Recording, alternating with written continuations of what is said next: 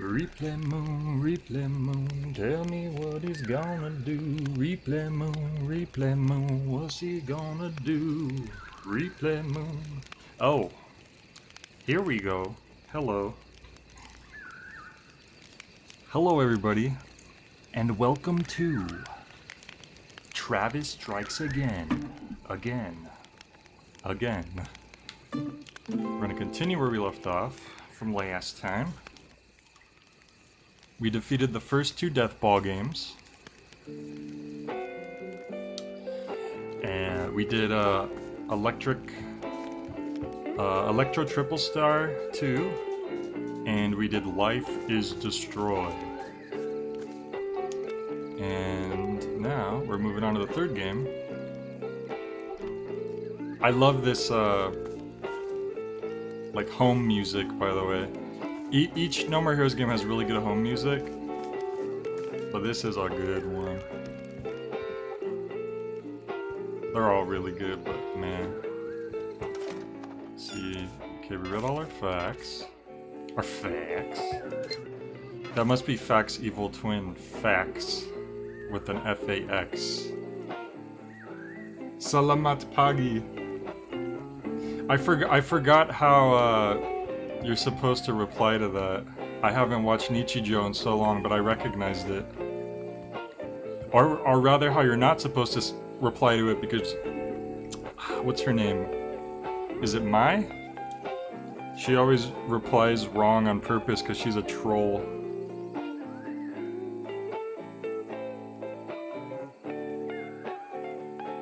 But, yeah. I need to watch Nichijou again. It's been a long time.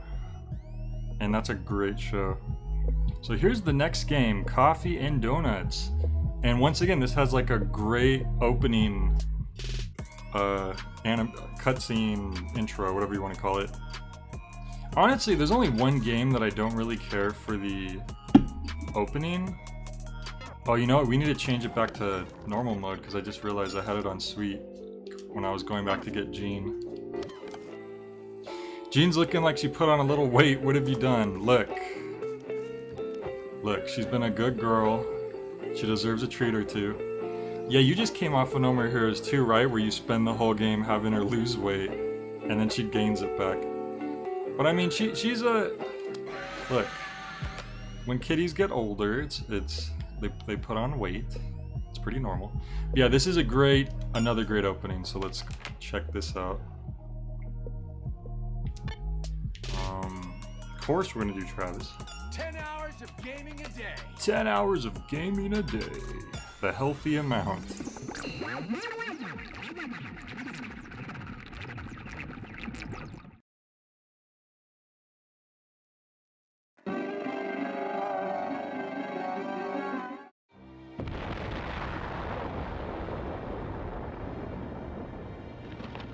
Dude, I love this intro. This might be my favorite one. It looks just like a PS1 game. It has the PS1 aesthetic down perfectly. I actually saw people comment on the YouTube video, why does the graphics look so bad?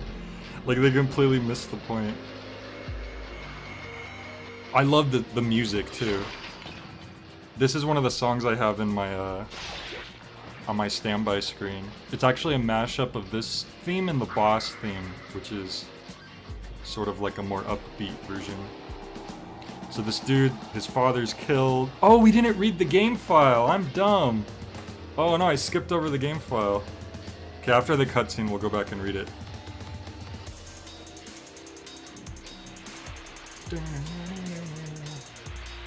Poor dude. He's been wandering the desert for how many years? Look how old he is. No. Yes, my son.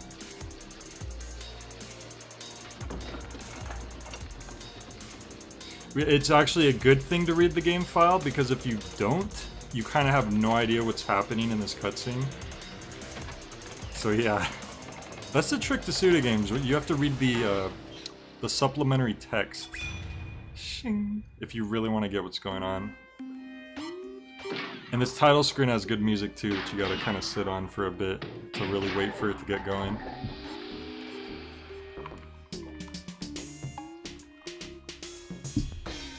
A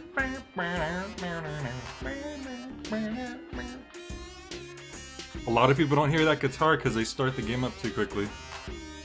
But we're actually going to return to the trailer. At first I thought that meant the opening cutscene.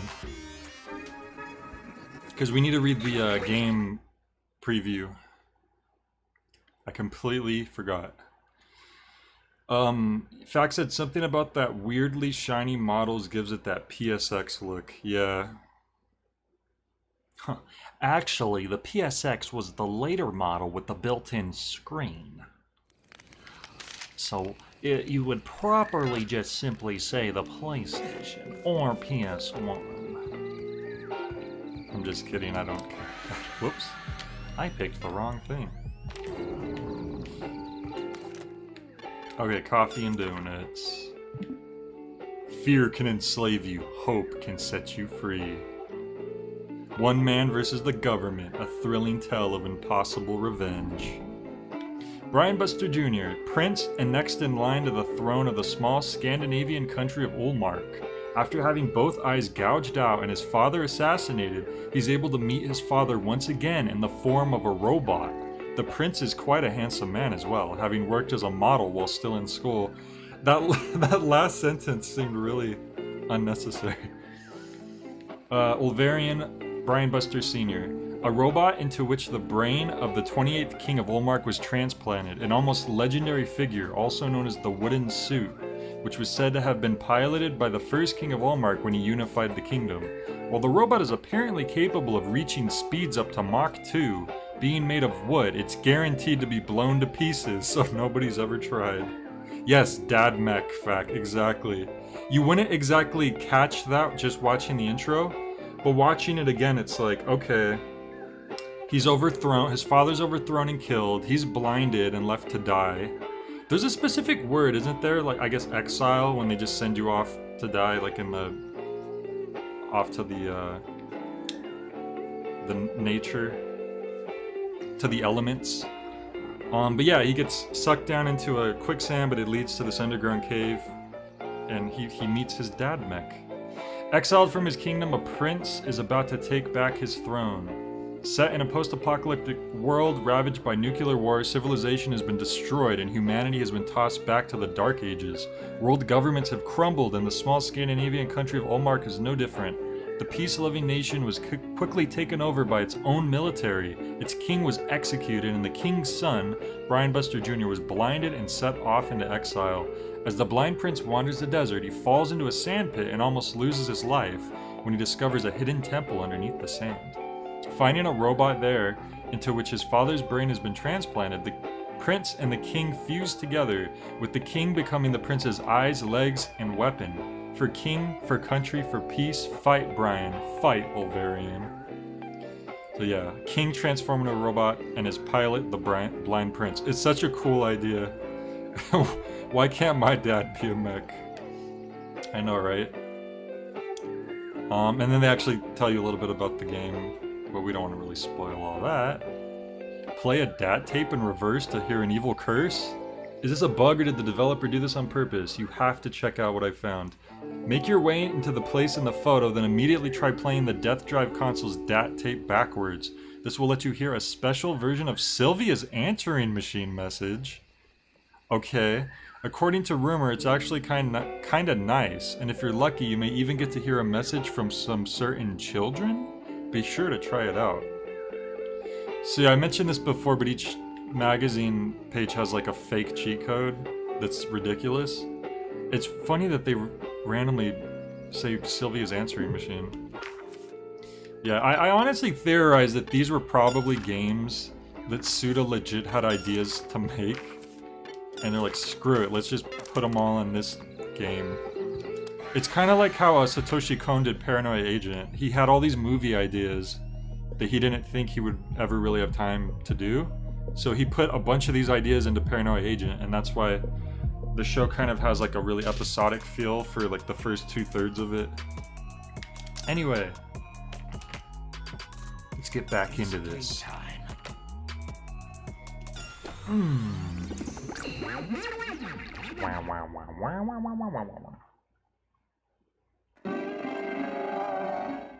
Death Drive.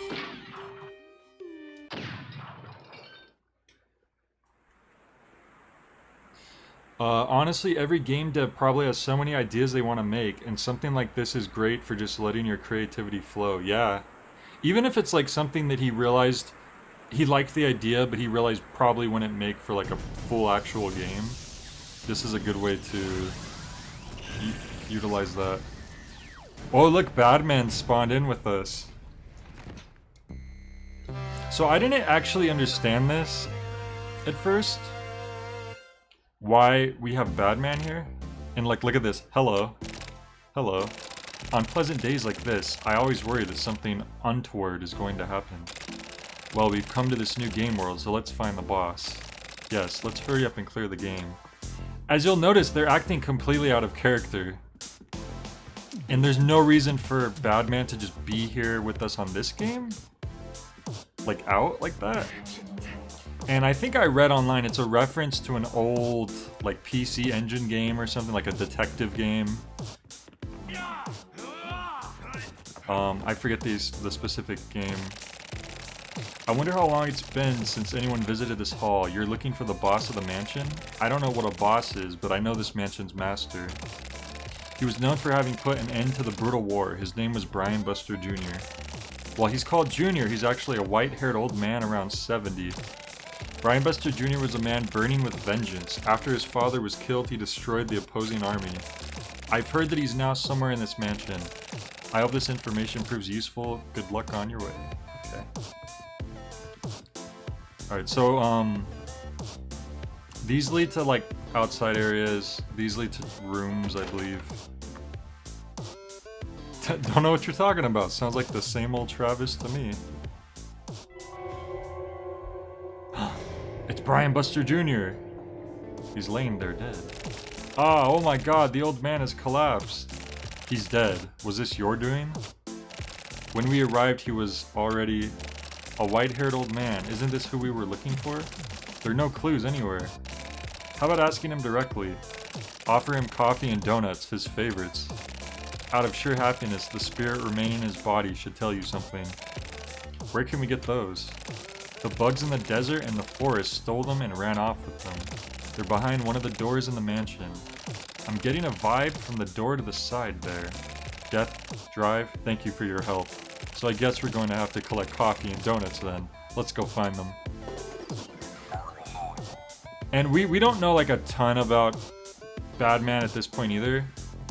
Besides the opening stuff. It's kind of funny that the opening cutscenes sort of focus more on Batman than Travis. But yeah, he is very out of character as well. He's pretty but we'll get to know Batman plenty once we do his story mode. Which I might whoa. Wow, that was weird. It was chugging really bad. So I feel like this is probably has the best camera perspective from what I remember in terms of like getting to see the characters up close more. Which makes the fighting in these areas a little more satisfying. But hang on. Floyd wanted up. But there are some platforming segments in this level that some people probably aren't the biggest fan of. Understandably so. And we may deal with them just fine, or we may have some trouble, it all depends. Oh god, he got me. I have skill chips, what am I doing?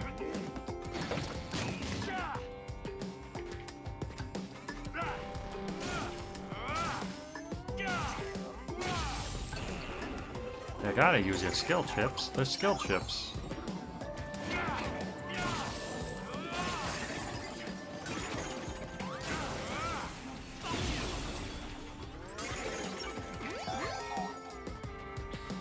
It almost feels like this might have been a better game to start off with in terms of like getting you more used, just quickly used to the gameplay and being able to see everything up close a bit more. But at the same time, it actually does become a little confusing. What are you doing here? This is mine. You're gonna die. Like the fact they just decide to make the enemies talk at this part. You could clearly tell they're just going for a certain game aesthetic. They didn't really have anything important to say. Fact that I do like the side-on perspective in this level. There's the coffee we needed.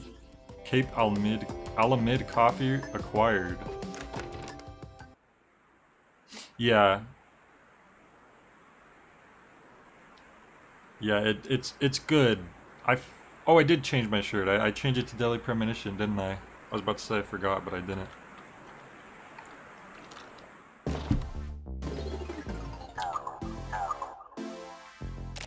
Seems that defeating the bugs fixes the bugs in the mansion. We may be able to go somewhere new now. I wonder how many people were just watching this and they were like, wow, they really messed up Travis's dialogue here. That doesn't sound like him at all. Whoops. I'm not 100% sure it's supposed to be a Clock Tower homage, but it felt that way to me. If anything, it's definitely supposed to be like that type of game.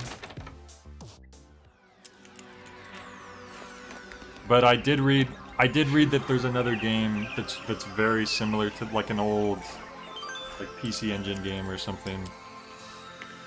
Or it might have been like a Commodore 64 game. There was like a detective game and I think you're on a... Are you on a train or are you like in a hotel or something? I forget. And the music here is really chill. Okay, we can't go in there yet.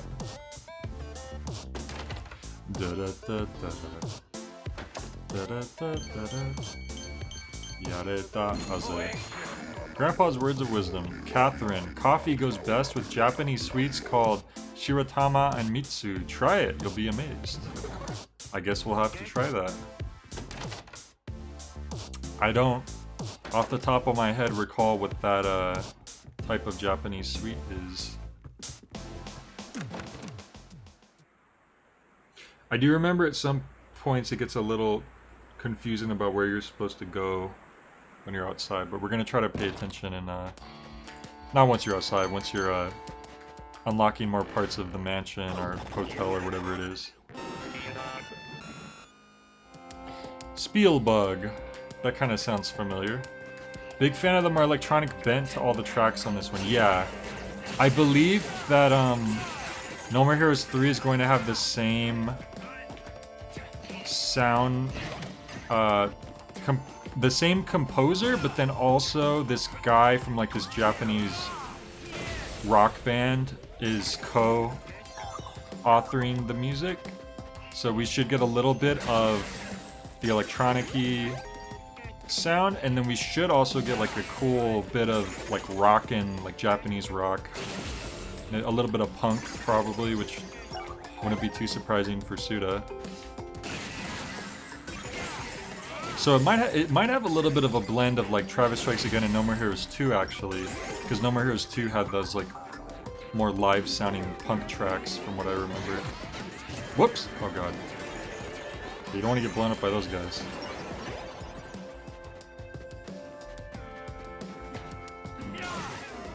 It's faster to just kill them. But I was being sick.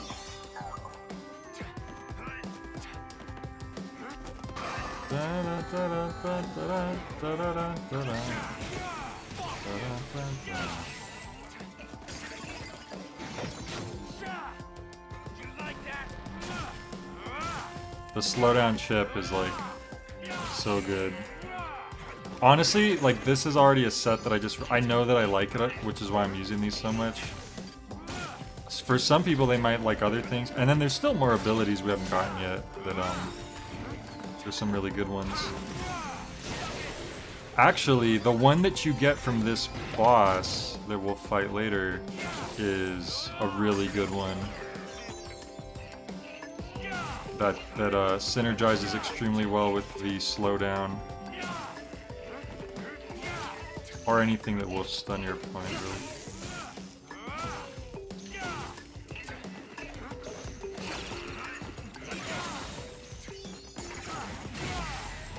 Boom, there we go. I can confirm the most important thing about 3, it doesn't have the weird wrong guitar riff transitions from 2. Oh, fuck, I was literally thinking about that. Because I was looking up a cutscene from 2, I think, because I wanted to like tell you about something, or I was checking something. And yeah, because the guitar riff transitions in 1 are so like they're perfect. And then in 2, there's something off about them. And I was literally thinking it over in my head earlier today, and I was like, I wonder if it just sounds off because I'm used to the first game, or if it is just off. Also, does it look like there's like a giant like robot head in the background? I never noticed that, like laying on its side. Like that infamous, there's like a Neon Genesis image that sort of looks like that, right? I might be making that up, but I think that's a thing. Yeah, I mean, you know what? I'm glad that you said that fact, because like literally today I was thinking about that. That's funny.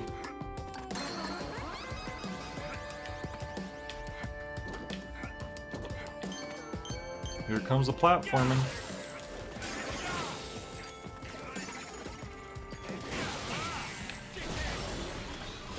It's something about the first sound effect. It doesn't lead into the second one in the same way. Yeah, exactly. Exactly. It goes up and then it comes back down. And then the other one doesn't really do that, does it?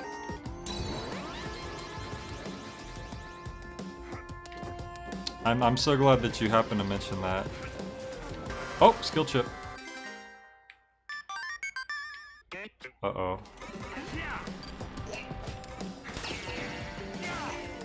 Oh, I thought these guys were strong.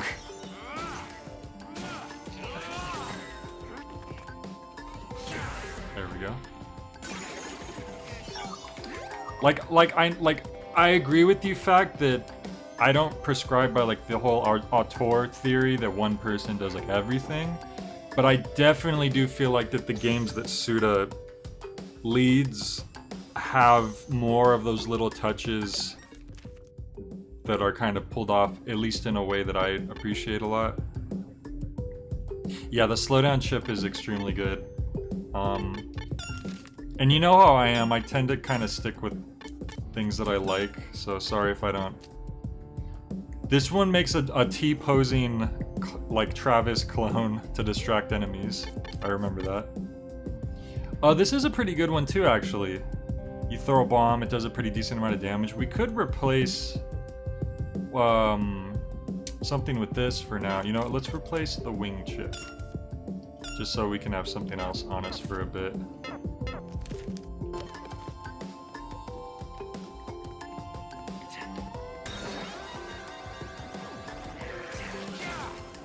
Oh, these guys are strong. Yeah.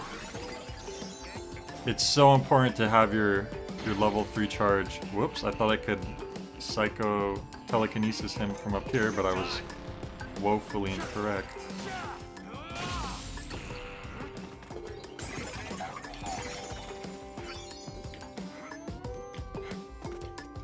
Oh, got it. I'm gonna miss. Oh, I didn't miss him. Nice. Ooh, give me an extra life. Yeah, those little skulls give you. They always give you some type of bonus, but I was trying to see if I could get up to the left, but I don't think so.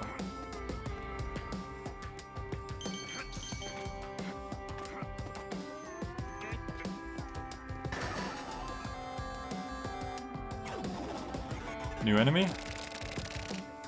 Begs. Oh no, that's not new, it's just the little thing. Who the hell are you? Get out of here! You're gonna die. It's so silly. Oh, I missed! And I lost the level charge. I failed. Or maybe. Oh no! I attached the bomb to an enemy that was off screen, I think. That's what that explosion was. Okay. I thought I had just missed completely, but I guess he auto-locked onto an enemy I didn't see. Hey, donut. Plain donut. Have you ever had a plain donut before? Like, I feel like a nice fresh plain donut would definitely be good, but I don't get donuts often enough that I would waste one of the donuts I'm having on not having anything on it, if you get what I'm saying. I don't know. I bet you a fresh plain donut would be bomb, but I don't know if I've ever just had one. How about asking him directly? Offer him coffee and donuts, his favorites. Out of sheer happiness, the spirit remaining in his body. Yeah, we actually heard that already. By accident, yes, says Fack. Really? So we'll have to remember to come back to 101 later. It's still locked.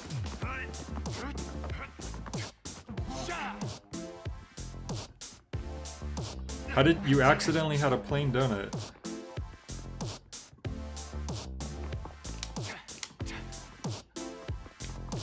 Oh wait, we never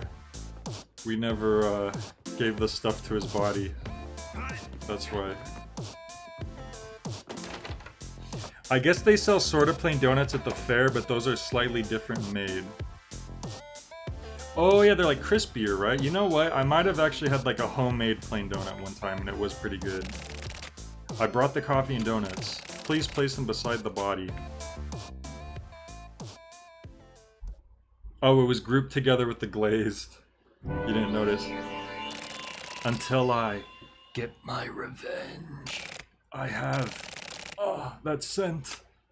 He smelt the coffee and donuts. He's ascended. Now he's able to rest in peace. The bugs of this world have been fixed just a little bit. He was able to go peacefully, but we don't know the cause of death. If the bugs have been fixed, then some of the bugs filling up the mansion will now be gone. Let's go check another floor. Who's cuter, Death or Try? Well, usually... Oh, there he is again. Another dead old man. Ah, I got another body. Please stay calm. It seems a good amount of time has passed since death. It's so funny seeing Travis talk like that. Imagine if this was like a voiced cutscene. It wasn't there a second ago. Well, the principle is simple. Go find coffee and donuts.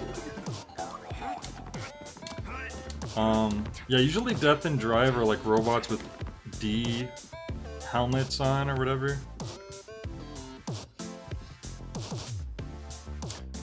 I hate how Badman's portrait has such "I sent you my bat, please respond" energy. God, you're right. You are correct. Words of wisdom. Coffee, siphon brewed, or GTFO. The nostalgic rhythm of the coffee siphon of a cafe under the tracks. Perfect for killing time while waiting for the laundromat. The aroma brings tears to my eyes. Is that a lovely memory, or is it an atonement? It's a mystery. Wow. He's very passionate about that siphon coffee. I sent you my bat, please respond. With his disheveled shirt. I hate that you're right about that. I never thought of that, but you're right.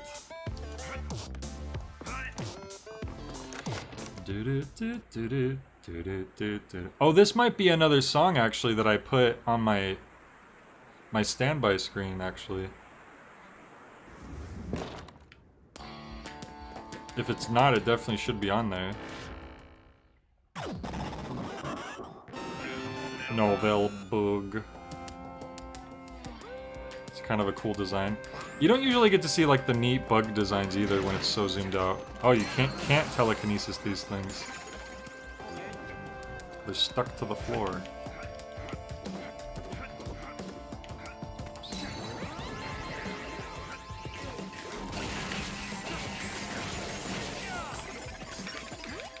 Oh, it's a timed thing.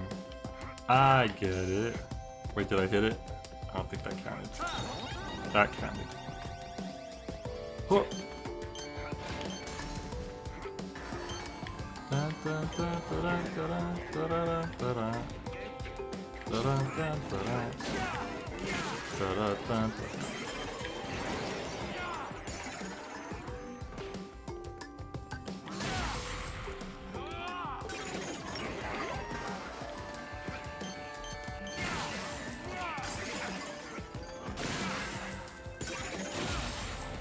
We got our charge, baby!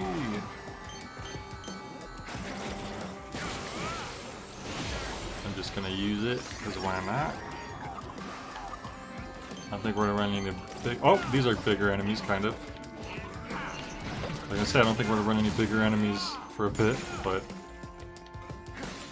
Oh, I missed my stun. There we go. Explode! Yeah! That does some good damage, actually. That might be our strongest one for now. Until we get our next ability. Oh, that's a strong guy. The swordsman's.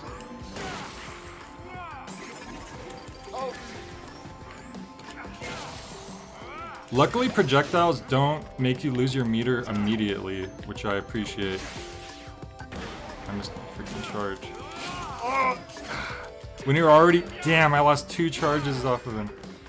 I was already doing like a 2-hit combo. Yeah, it leaves you so open, your heavy attack in this game. You gotta be careful. Oh well.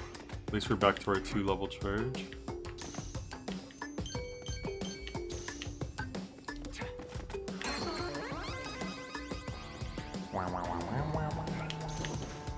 Ooh. Secret. I hope 3 continues with the trend towards better / more varied enemy design. Yeah, cause 1 has a very, like, there really isn't much variety at all in the enemies. The bosses have great designs, but not the, Oh, you know what? I need to use the dash chip here. That's what I need to do. Doesn't matter what I replace because we're just gonna put it back. Now the only problem is, if you don't memorize what the chips' names are, since they're named after Gundam units, you have a problem. Look at how fast the dash chip charges, by the way. I missed. That was embarrassing. Ah. Whoa. Let's try this again. There we go. Oh lord. I'm rushing, I keep falling off. There we go. Oh, was this progression? I thought this was gonna be like a bonus thing. Uh-oh. I hope I didn't miss something important. Also, we can level up. What am I doing? There's no reason not to level up. But yeah, and then No More Heroes 2 added a little bit more variety in the goons. This one, I mean, they're all bugs, but the bugs at least all also look unique to each other. Like they have different designs and whatnot. Oh my god. Yeah, as you might guess, the platforming in this game level isn't best. It's doable, but you know, it's not exactly a platforming game. So the fact that this area was clearly designed on purpose to do that, because they're sadistic. Oh my god, it happened again. I'm doing something wrong there. Wait a minute, can you jump and then dash? I forget, because that might be something we want to do. Okay. There's 3 different kinds of big guy. Oh, too many goons in 2 though, so many goons, and there's 3 different big guys with lots of health. Yeah, there are too many goons, especially in certain levels. There's just like, it's ridiculous. There we go. All that for an Aztec coin, which really doesn't matter. It matters if you want the special shirts and you don't want to unlock all the shirts for free, but besides that, got a free life. This is feeling a little neary, isn't it? Something about like the rundown industrial setting and these turrets now blasting. Whoops. That's never happened before.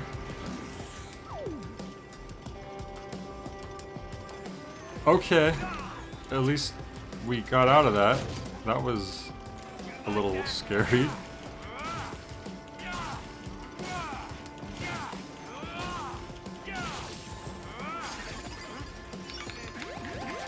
If that hits you, you lose your skills. So don't let it hit you.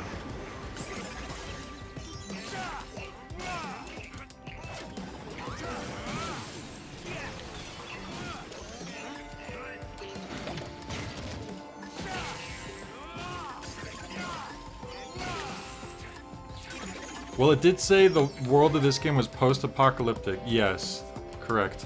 Pretty sure I killed more dudes in the last 3 levels of 2 than if I played the first game twice over. Yeah, that's the problem, isn't it? And I wonder if they were like adding filler because the game itself... Otherwise, the game is more, please tell me this didn't glitch. Look, we're supposed to... Clearly we're supposed to go left now. I don't know if this had to do with the fact that I fell.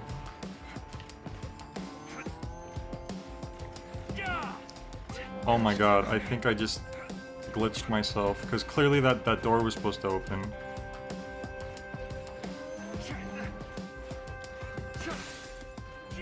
Really? Damn it, and when was the last time I saved? Pretty early on. Ugh, because that toilet's on the first floor. That sucks. I mean, I don't know what else I could do here. Maybe changing characters might randomly fix something. Let's see.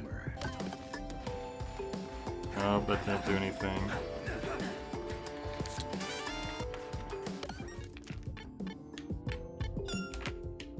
I will be back. Instead of blowing out the cartridge, should you polish the death ball? Probably. Yeah, I don't know if like one of the enemies fell and they're stuck or what right now. So... Damn, that's really bad. That's annoying.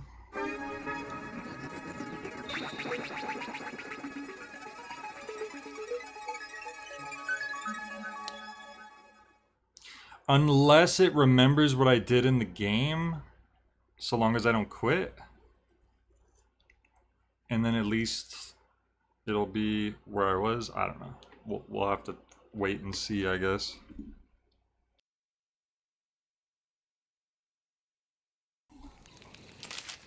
Huh, I've never heard of that happening.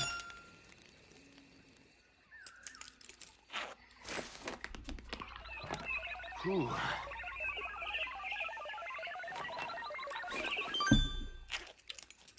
There's a first time for everything, I suppose.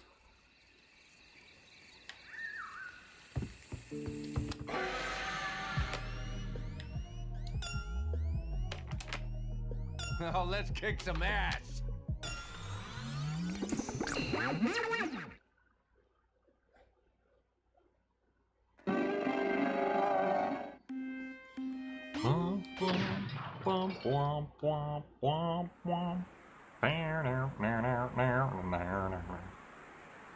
That's the only safe spot in this whole game, by the way, in this level.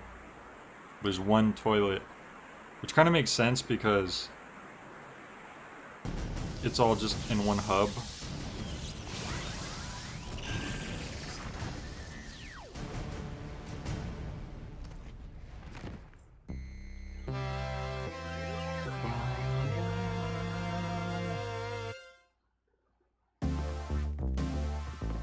Okay. Oh, yeah, okay, well, it remembers that we did the first body already, at least. So I think we're just gonna have to restart that. Yeah, this level. Okay, well, we have that at least. Surely a mansion this large could use more than one bathroom. I mean, hey, the Spencer Mansion in Resident Evil 1 only has one bathroom. It probably should have more than one, but...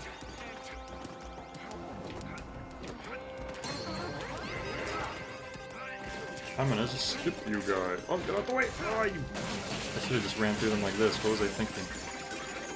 I thought I was gonna be clever. Yeah, but Spencer's a maniac. I suppose that's true.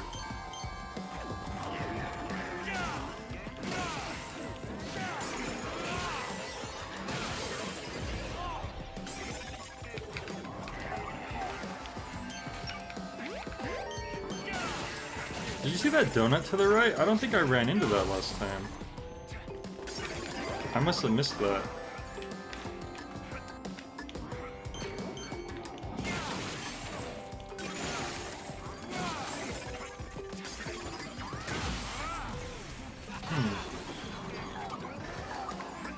I wonder if that means you could like fall down somewhere and land on that. Ah, whatever.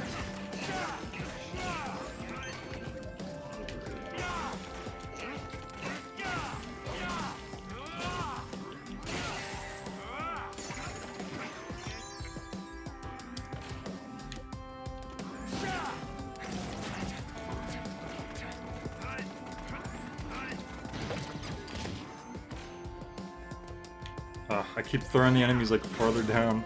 There he goes.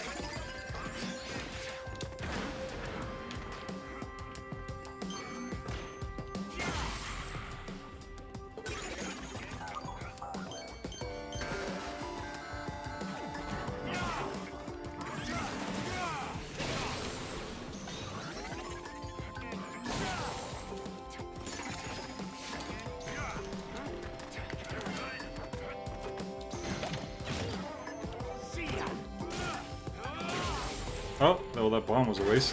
That's okay. Oh, if we went down that middle, maybe we'd land on the donut. Ooh, that's probably where I needed to fall. Damn, I don't think I could get back up there either. I wonder what was down there. It was probably just like an Unreal Engine logo. Oh, we don't need to go up there. We already know it was an Azteca coin. That'll save us some time. Alright, now let's do this part. Not die this time. Can those turrets even hit us? It looks like they're too far away. Oh no, they can. They just don't last that long. I feel like there's like one enemy that got stuck like I did, but then they didn't re-teleport up. These freaking drill guys, I swear to God. They're the worst. See? Ah. Oh, see? So I already started doing another move. If you happen to do it when they start drilling, then they're gonna hit you. Yeah, these drill guys are definitely up there with the most annoying enemies.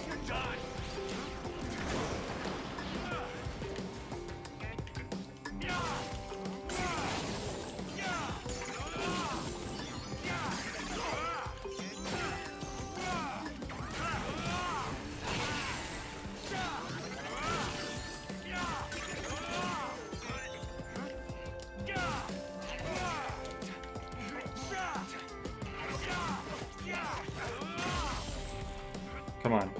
There we go. Good. I really hope in this game there's a roll into a swing, which does like more damage than a normal swing. I actually really hope they have that in 3, because that wasn't something that was in 1 or 2 from what I remember. Maybe it was in 2, and I forget. I'll bash you, I'll crush you, you're gonna die. Yeah, that's what they all say, buddy. But where are they? And where am I? That sounds right, like they weren't affected by the kill floor, so the barrier never opened. Yeah, I think that's... Coffee! Black Ivory coffee.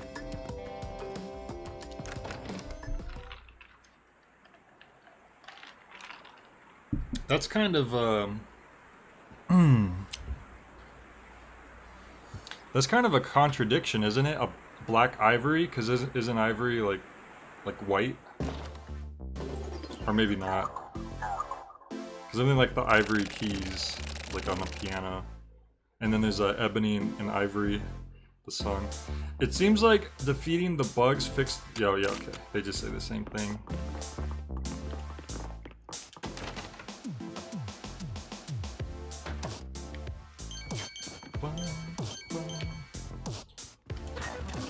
Words of wisdom. Catherine, the sweet best suited to coffee aren't donuts, it's double berry cheesecake. Believe it. Okay, Naruto. Jeez. It can also be used to refer to the material. I guess that's true, huh? Ivory.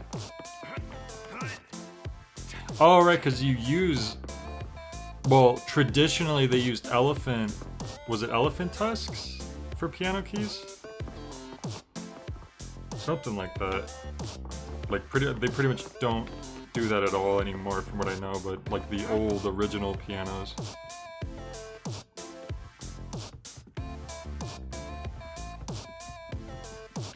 See if this one's open. Nope, this one's still closed. We'll have to come back here later. Bone or horns, okay.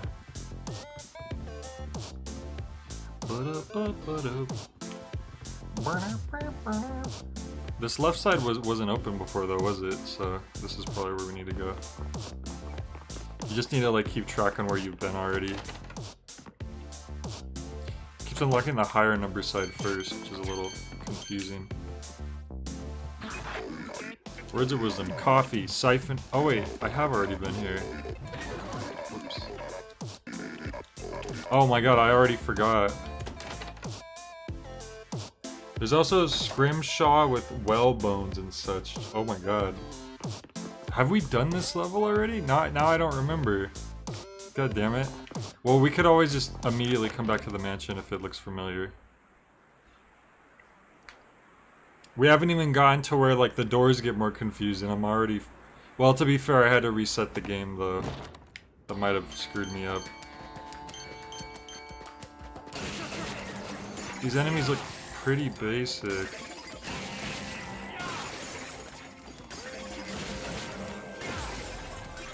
I feel like I probably did this one already.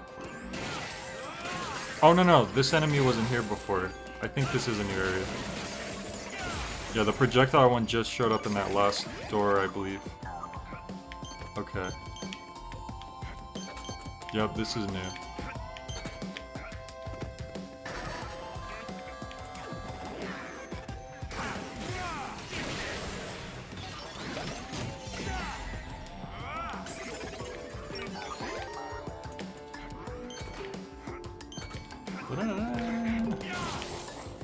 Whoops. You know what? Something in this game that gets me sometimes. You preload your inputs like really far ahead, which can really get me sometimes. Some fighting games are like that as well. I'll like hit the dodge button really a while ago, and then other stuff's happening. It's like, oh wait, I don't want to dodge anymore, and then the dodge still comes out. Ow. That hurt. I need to heal. Oh, I should have used the toilet when I was back at the mansion. But if we could level up, which we can't. Ah, well, whatever. Don't want to get hit. Wait.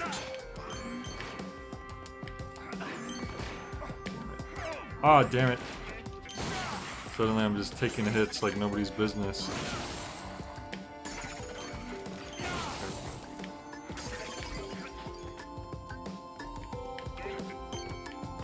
There's a secret down here. I think. I don't know if you want to walk under it. Yeah, you walk under it. Gotta hurry. There we go. I think this was the secret. Uh-oh.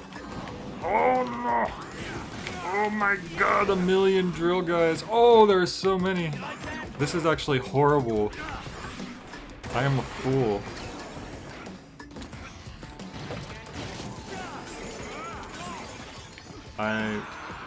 Yeah, I died, but you could just continue right from where you left off. Yeah, I should have healed when I was in the mansion.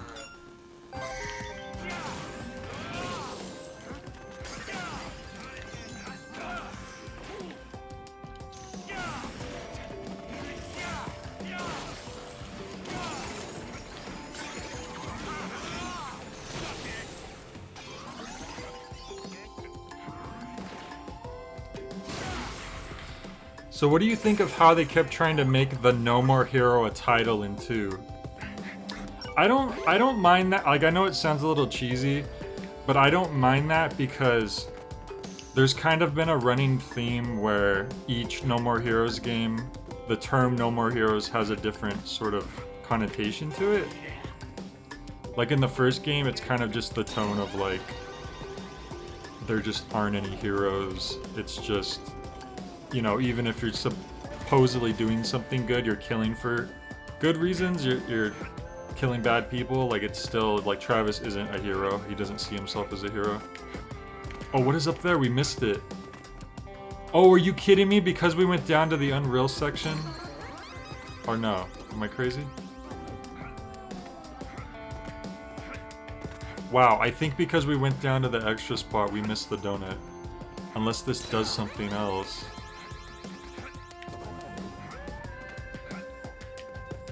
That sucks.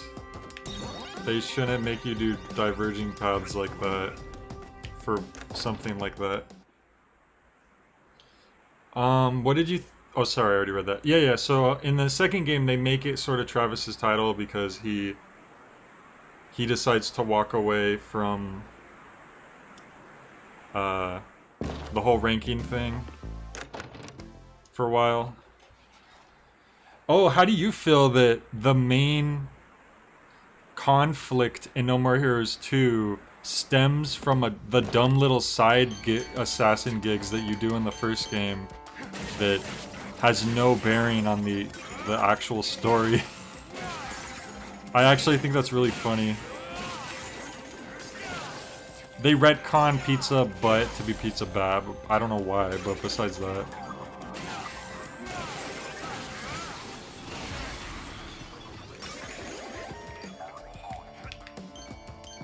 Like, you could play through the whole first game without even doing any of those missions.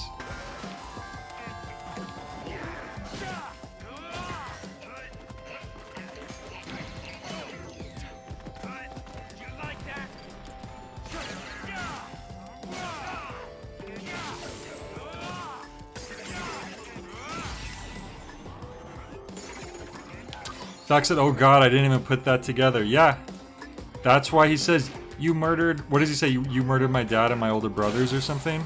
Because those are the Pizza Butt executives or whatever that you kill in those dumb little side missions. Yeah, it's not out of nowhere technically, it's actually a thing that happened. It's perfect though, because it's like, they're so inconsequential. Like, Travis would have never... I feel like Travis doesn't even remember. And so it's fitting that you don't even remember, or you didn't put it together initially.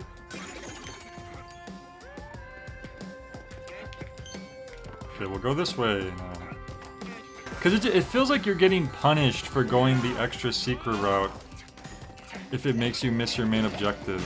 So I don't agree with that particular game choice.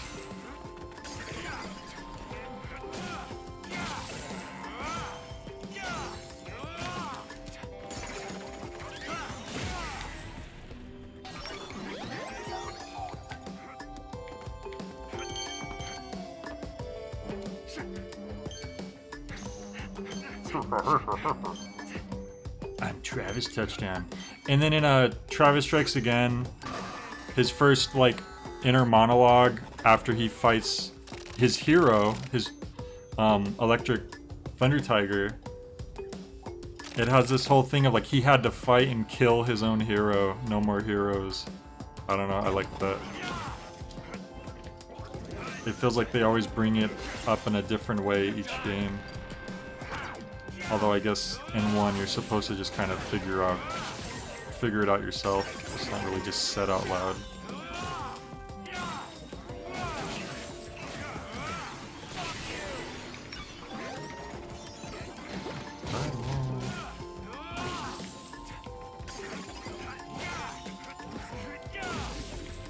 Yeah, I like that aspect more than I like them trying to sell this revenge quest for Bishop. Yeah, I mean that technically Bishop was Travis's like only friend, even though he's not a really important character. That's why. That's the real reason they didn't do the open world, because you couldn't call Bishop to come bring you your bike.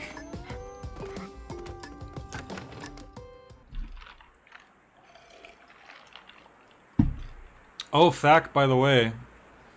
You wouldn't know this unless I think it's in the manual for No More Heroes 2 for Wii, I guess, because Switch games don't have manuals, right? Usually. Actually, can I check real quick? Let me see if I can check.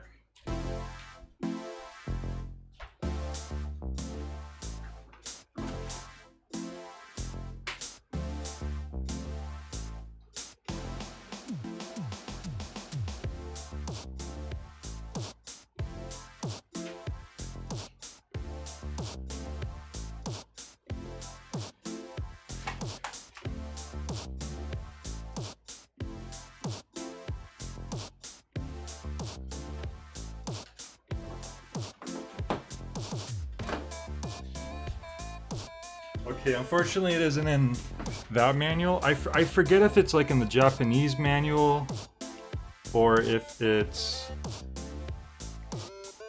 from what it is exactly, but there's this little mini comic for No More Heroes 2 that takes place before the game, and it shows besides Bishop, Pizza Bat also kills Lavakov, the Russian dude in the bar who teaches Travis his you know, all those skills, and then Travis actually refers to him as Master too.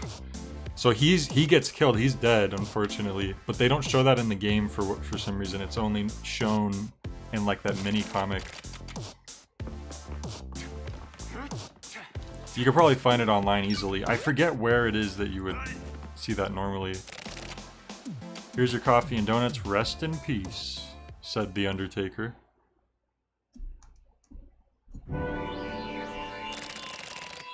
I don't want to die. Continue. Donuts, so sweet.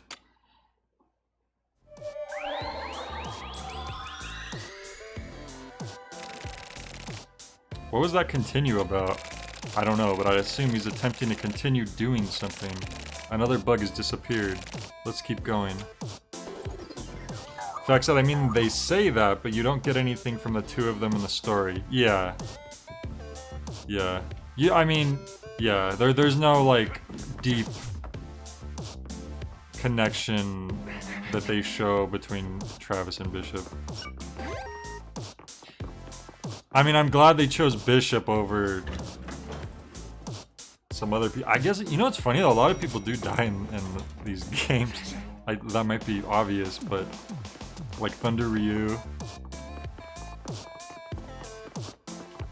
Da da da da da da da da.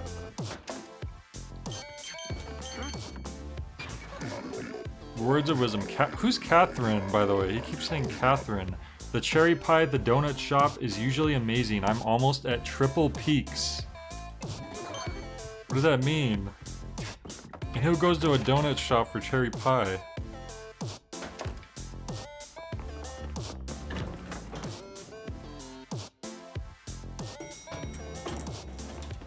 Da -da -da -da -da. Okay, there's two. The same dead body twice, because why not? More dead bodies, two of them. What is this, Murder Mansion? If we give up now, his death will remain a mystery. We need to find coffee and donuts. Okay. I love that he has the little Thunder Ryu memorial photo in his motel room. Yeah.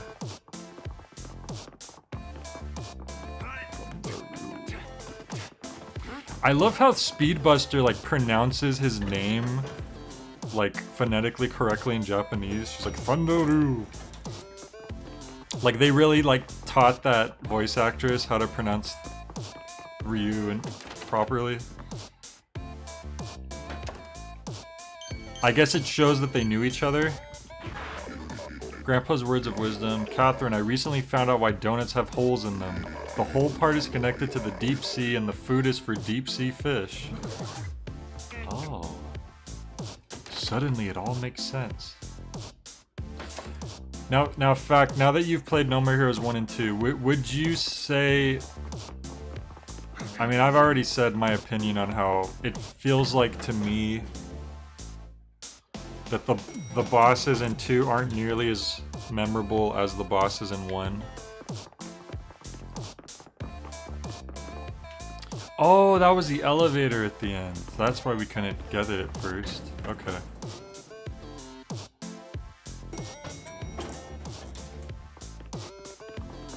Alright. Ba-da-da-da-da. Ba-da-da-da-da. Ba-da-da-da-da. Ba-da-da-da-da. Ba-da-da-da-da. Ba-da-da-da-da. Damn. Oh, wait. Okay, it's on the right. I see.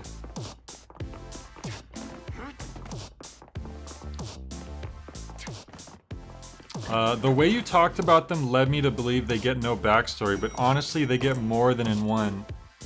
Well, in fact, you know, I was actually really dumb when I first played. I don't know if I was just a dumb kid. I didn't realize Sylvia was talking about them at first. I don't know why that didn't click with me. Like, I might have just been... I don't know why. I completely missed that the first time I played.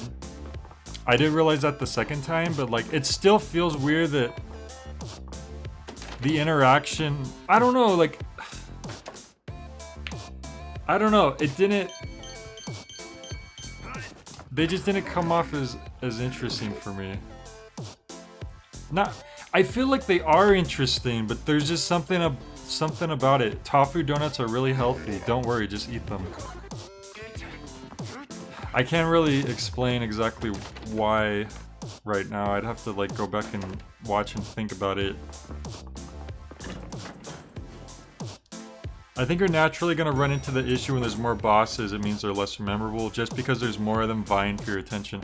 That's part of it. Well, I said this before, but I definitely think one reason is because you get a taster for each boss in the first game. I've said this before a couple times, but you know, oh, it's the ranked ninth fight, Dr. Peace, and it shows his shadow. Listen to my song. You hear a quote from him, like you have this taste before you even get to them, and you know their names. And you see their silhouette, so you get a little bit of what they look like. So it has like you have this taster as you're leading up to them, and I think that helps a lot. Whereas in No More Heroes 2, you don't even know most of the bosses' names until they're dead. It's the moment you don't even know. They're dead, and then it's like Chloe Walsh dead, and it's like, oh, that was her name? Okay. Thanks for giving me plenty of time to think about the person. I don't know. I guess it's for me, like, little things like that help my brain, like keep characters in my head better when it, like, plants them in earlier. Anyways, you let this aroma of coffee lead you right into this trap. You will die here. You'll never get the forbidden coffee. That's rude. Ow. Ow. Oh, I lost 2 charges. I'm an idiot.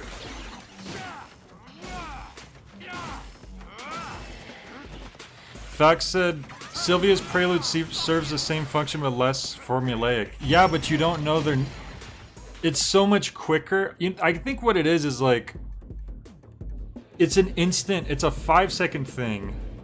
You see their silhouette, you hear their name, Dr. Peace, you hear a quote from them. It's 5 seconds and boom, it just sticks with you. Whereas Sylvia, I just remember she kind of has like these long, like a weird speech that try to makes it more about herself or something. Isn't she like, oh, this thing happened and this is how I felt about that? I mean, maybe you're right, like that it's good that they're going for a different way of doing it. But for me, you know what it is? But hey Monica, sorry, I'm like ranting right now. Fact, I think it might be a personal problem for me where if I don't know a character's name, my brain is like automatically has a harder time registering anything about that character, if that makes any sense. I don't know. I like how they do it in 1 a lot more. I can't remember a single thing really that Sylvia said about any of those bosses.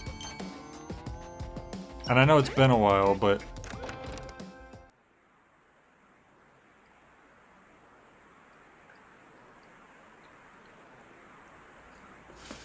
let me try to like go through the bosses in No More Heroes 2 in my head. So the first one is technically Skelter Helter, right? Helter Skelter's younger brother trying to get revenge. Okay, we did the bugs. That's good.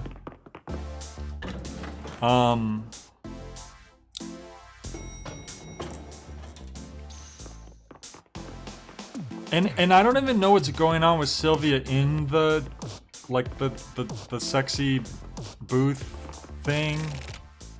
Why would she be there? And maybe that gets me. I think that's the whole situation. Whenever you stack on things that confuse me, it makes it harder for me to soak in what's being said because my brain is like so focused, being like, what is going on? Why? Who? Where?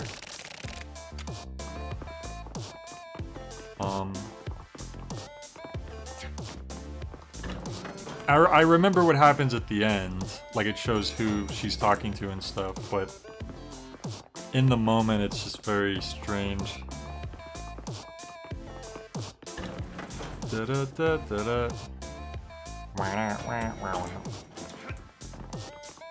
have Nathan Copeland, right? He's the first guy you fight after Skelter Helter, I think.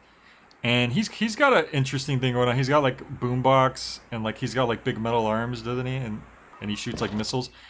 I remember that boss being a really messed up one to put so early because the room is so hazardous. It's kind of a pain fighting him the first time. You're still kind of getting used to the gameplay. That felt weird to put him so early. I guess Skelter Helter is kind of a good tutorial boss, but still. I mean, he was an entertaining boss, if anything. Now we got these bouncy donuts. I can't remember who's after him unless it goes right to the football player guy. Touchdown, I really like your name. This falls apart, doesn't it? Yep, there we go. I don't know if I should have done that. This might actually make me skip the thing I need. I guess we'll find out. I should have used the toilet again, I forgot. I keep forgetting to do that. Because I am a fool. Not in real life, but using the toilet in the game. Charlie McDonald and his cheerleaders. Okay, yeah, so that is the next one. I like that fight a lot. Obviously it's kind of a cheesy way to like fill up a lot of the rank spots with the cheerleaders, but it still works. And the mech fight is a really cool thing. It's funny how the cutscenes in that are pre-rendered. I was never really sure why.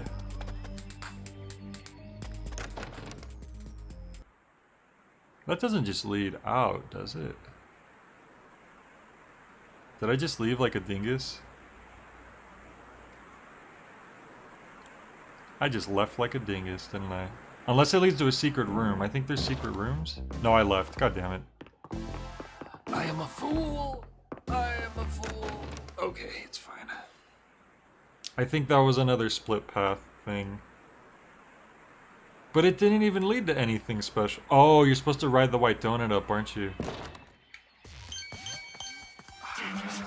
I shouldn't have went that door. I should have used the bathroom! But I could probably level up.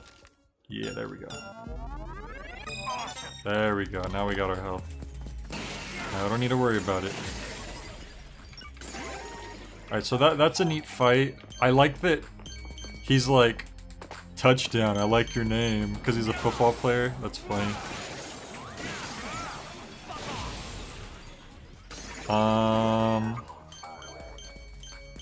I can't remember who comes after that.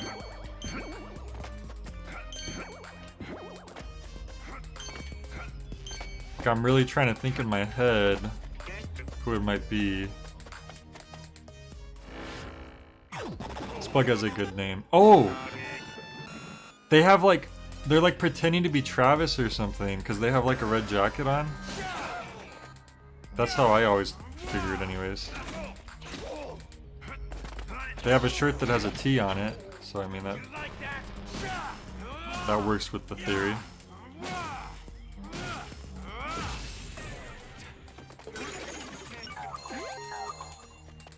Matt Helms, okay. I was gonna guess that, but for some reason I thought that he came later. Yeah, I mean, Matt Helms, I feel like, is a neat idea. And, you know, even the design is, like, kind of creepy, but, like, I don't know, they don't... Because Travis doesn't properly interact with the enemy, which makes sense because it's kind of a ghost.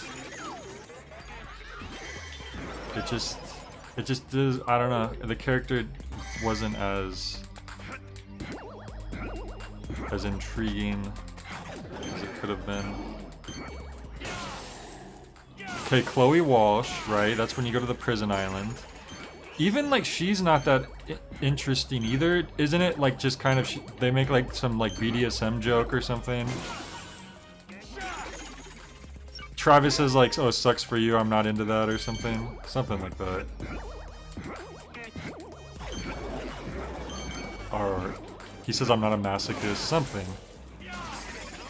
And that's it. Like, that's it. I don't remember any other aspect of her speech to him besides that.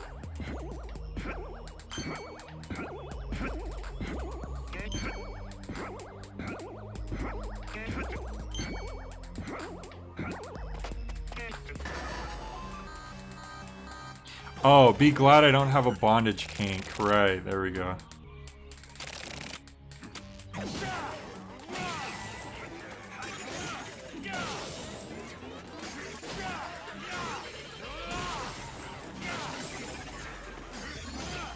Also, this guy said I'm gonna blow. Donuts, that's what we needed. So is this where the donut is if we drop? No, okay. So you know what, we missed something in that other area. I hope it wasn't a skill chip. It might have been a freaking skill chip. It's pretty early on in that level, so it actually would be pretty easy to check. But I bet you it's a freaking Unreal Engine logo. Yeah, you know, I'll check real quick because it actually doesn't take too long. Optional Kimmy fight, right? Kimmy's interesting because in the first game, Travis is just an unknown guy climbing the ranks, and in No More Heroes 2, he's actually now he's well known because he was a #1 ranked assassin. Now he's famous. He has a, you know, Kimmy is an example of showing he has like a fan base, and she's like a really big fan. So I think that is an interesting, that's an interesting one. And then also the fact that he decides to let her live, and that you know, gives another example of how Travis does have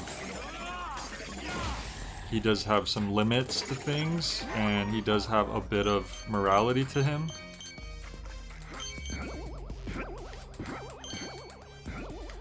Let's Shake. That was fun just for the fact that you get to actually fight Let's Shake properly. Million Gunman.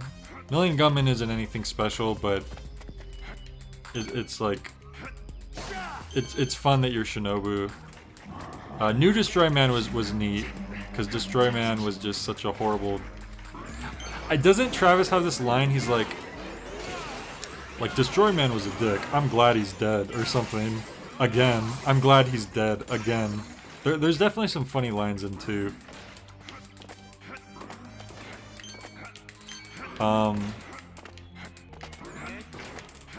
Sorry. Ryuji. Ryuji is another one that we like don't get a whole lot of interaction with. I like his design. I like that him and Travis kind of respect each other as warriors, and there's like that whole element to it. We don't get a whole lot beyond that. It's probably because he doesn't speak English and Travis probably doesn't really know much Japanese. So this time we're gonna ride this donut up here and see what we missed.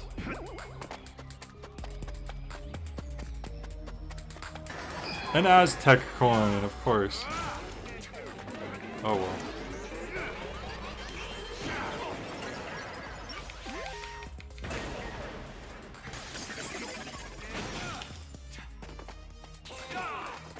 Okay, we're definitely gonna use the toilet after this.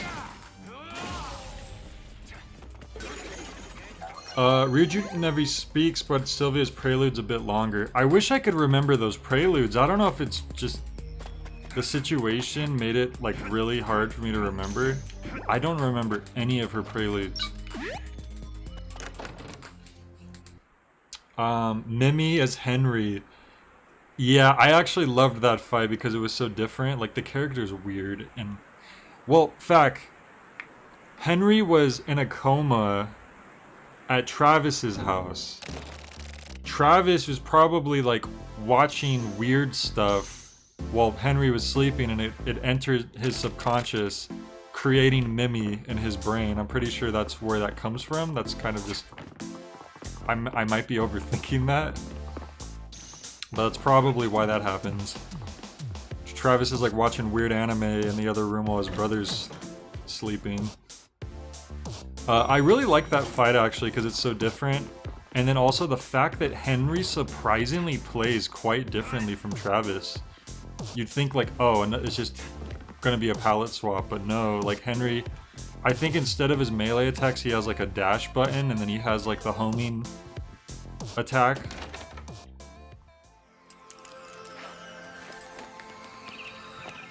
So like, it's cool. I wish you could have played as Henry more. Apparently, originally they planned on you playing as Henry more, but I guess it didn't make it to the final. The character on her jetpack is the first character in Moe. Oh no. Of course it is. Yeah, I think that kind of... Oh wait, this wasn't the same... So yes, the door 101 is still blocked off actually. Okay.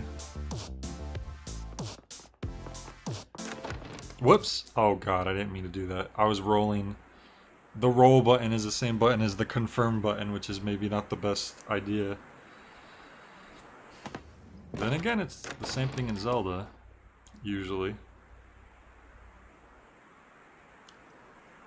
But no, I actually do like that boss fight and all that.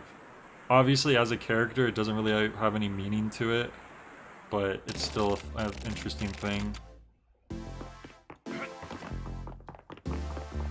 Maybe it shows Henry's distaste for weeaboo culture.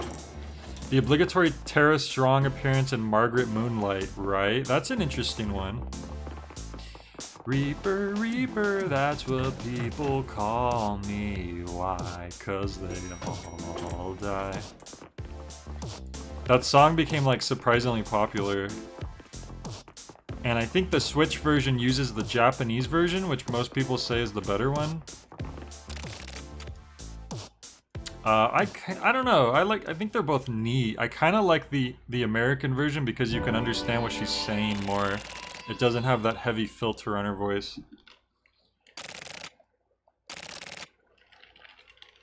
Sorry, I should be reading this. This world, the bugs. It's time to let it end. I'll eat them all. Oh, Captain Vlad I liked a lot, actually.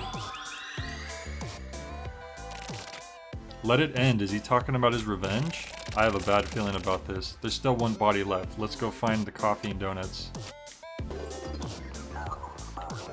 We weren't able to do this till right now, were we? Yeah, I really like Vlad.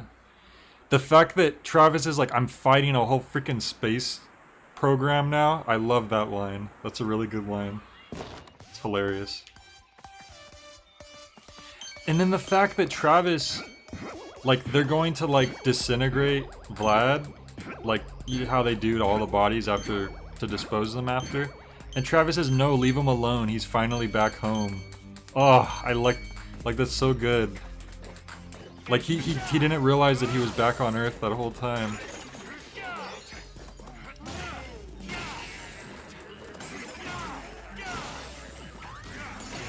It's like, you don't spend a whole ton of time getting to know the character, but that little moment is really touching. And it's like yet another thing where it shows that Travis, like, Travis has feelings. Like, he's not just a cold-blooded killer completely. And like someone else, Sylvia. Sylvia.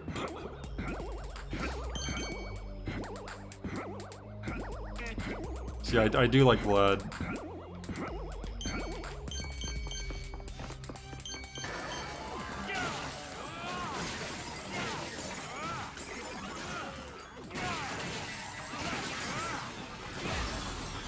Really like the weird otherworldly quality they give him by keeping him in 0G floatiness. Yeah. And he vanishes at the end. I don't know if you noticed that or not. Like, there's just kind of like a shininess left behind in his suit, and he's gone. And I don't know if that means like he ascended or he's gone. I don't know. I almost feel like I might have read something where Suda even says that like he may not necessarily be gone. So I don't know, the chance of Vlad. Oh my god, you know what though? No More Heroes 3 sure does focus on outer space a lot, doesn't it? So if there were to be a place for him to come back, it actually wouldn't be unfitting. Because I was about to say, like, why would Vlad even come back? But that kind of would fit, wouldn't it?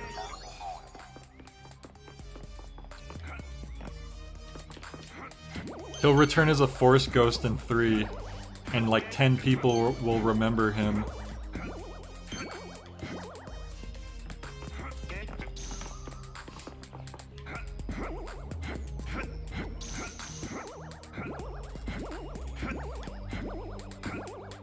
And everyone else will be like, what the hell's this? This must be a reference to Killer 7.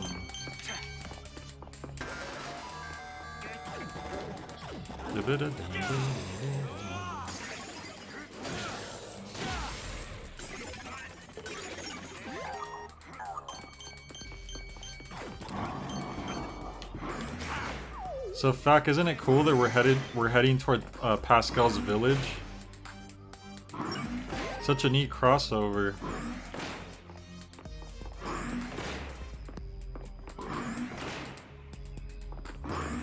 God damn it, Donut. There it is. Ow.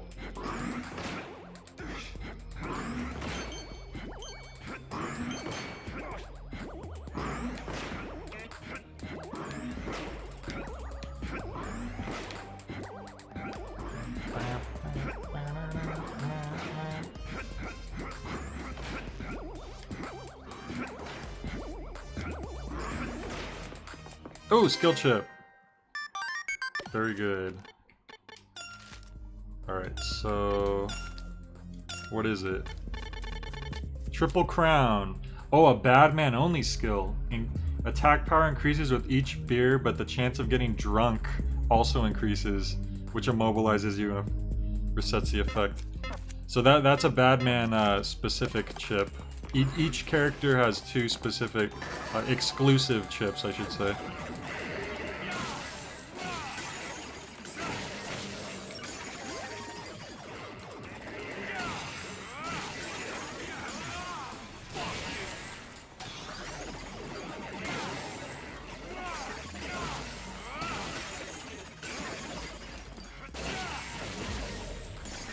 I think if your donuts turn out this bouncy, something went wrong.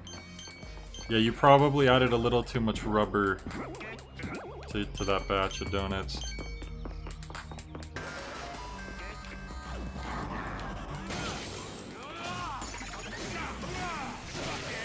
I will say that there are a lot of bits in this game that get a little monotonous. It's kind of a similar feeling I had to like when I was playing through the Nier games.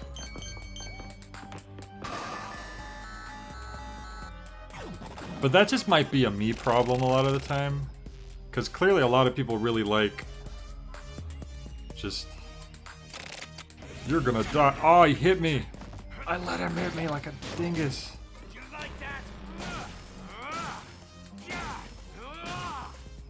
It does go by more smoothly when you're co-oping with a friend, because I played this with Mike after I'd played through the game myself, and we have all the skill chips, and we're just running around trying stuff out, and that definitely adds to it. Alright. We got the coffee, now we just... Oh, what kind of coffee was I didn't read it. Uchunari coffee.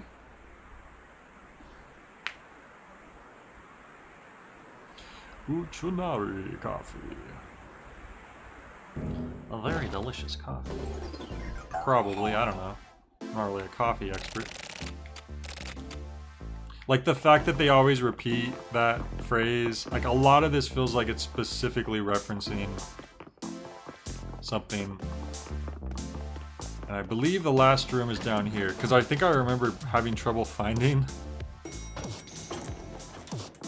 it. Oh no, it's still locked off. So I guess we have somewhere else we have to go first. Oy, I hope I can... Oh, and then there's another one locked off.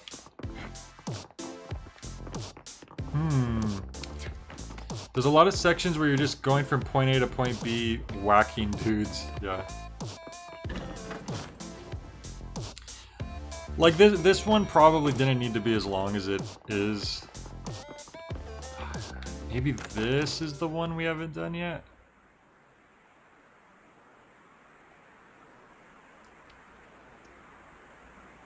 At least we know that we'll have to go to that middle floor. Yeah, this is new.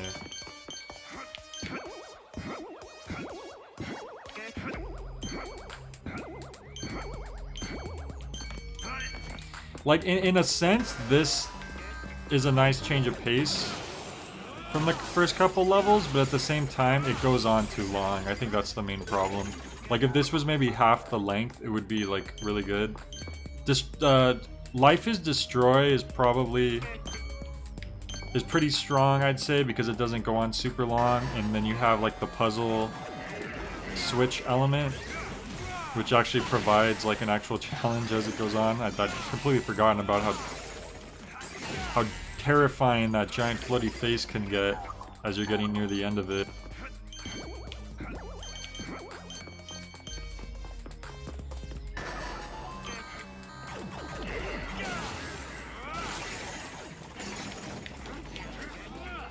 Oh no!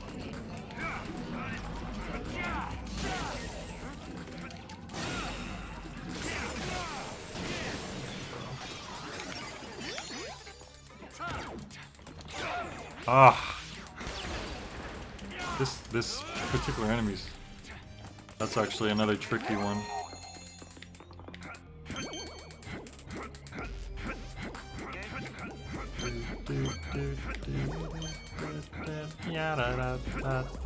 The thing that always confused me though is that a lot of people complained about the monotonous and repetitive, like,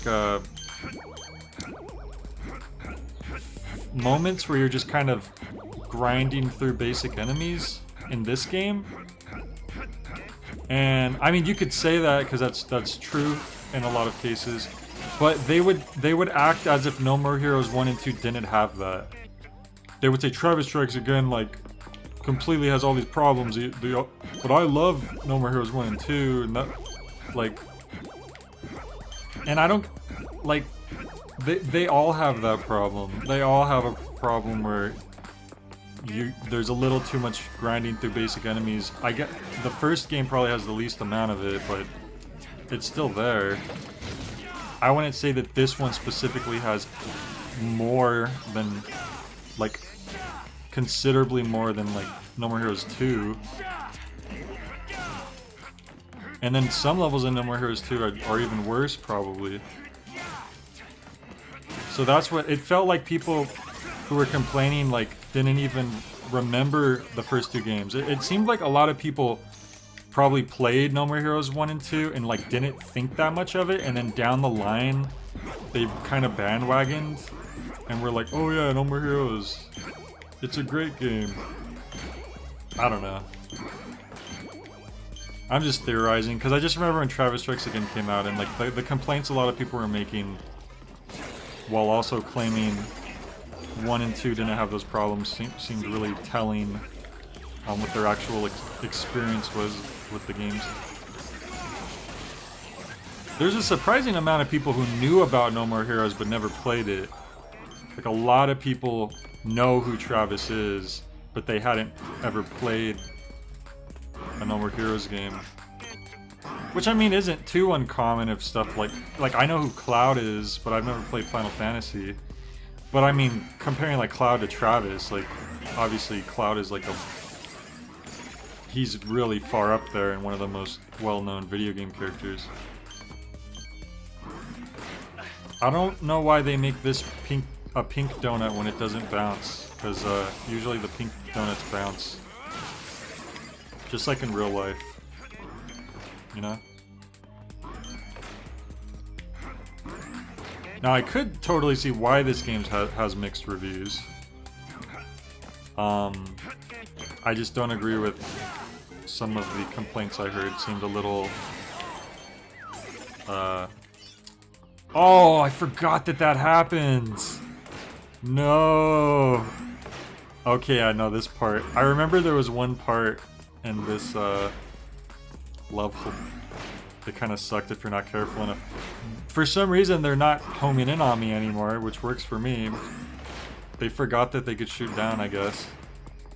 But when we get to those explodey guys, we're gonna have to take care of them better than I just did. Yeah, Fact says No More 2 really has that problem. Whoops. And then he also says, so do you know how it'll present the unfinished level now that the DLC is out? Yes, Fact, I do. I mean, I've done the DLC already. That's not gonna be new to me.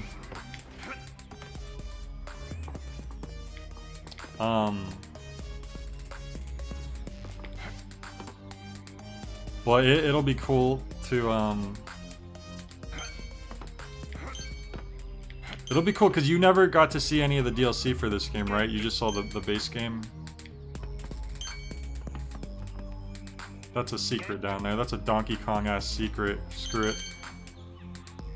I risked it all. Oh, if I miss the coffee, though, I'm an idiot.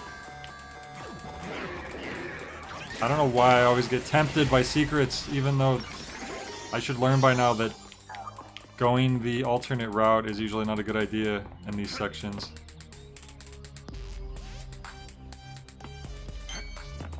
Oh, is it the same as it was on launch for story reasons? Yes. Oh, skill chip. Okay, it was worth going this way. Let's see which one we got. Yeah, Fac. I actually loved the way that they did that, because they knew that, because, like, I'm sure you know by now that the DLC is the unfinished game. I didn't realize that when I was first playing. I kind of figured that out, like, after the fact.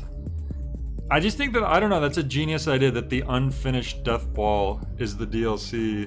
So the fact that it was unfinished and then later you get it, I just think that's a really cool idea to implement DLC in a game. Travis only skill, Nuts Berry Milk Blanc Mong. Okay. Temporarily causes normal attacks to release a shockwave. You know what? Why not? Let's try this out. We'll try out something new.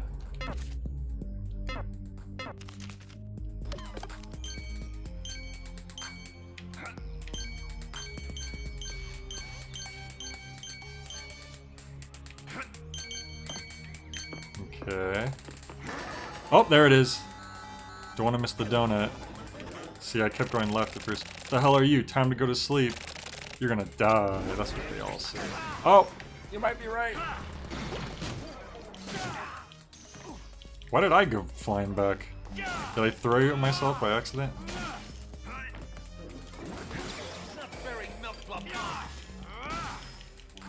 I'm guessing the shockwaves are more apparent when there's more people. Yes, matcha donut. Ooh, I've never tried that. I bet you that'd be good. But yeah, you'll see how it works, fuck. That one has to be missing, or else you wouldn't get that base game ending, which you may remember, or you may not, but we will see it during this playthrough.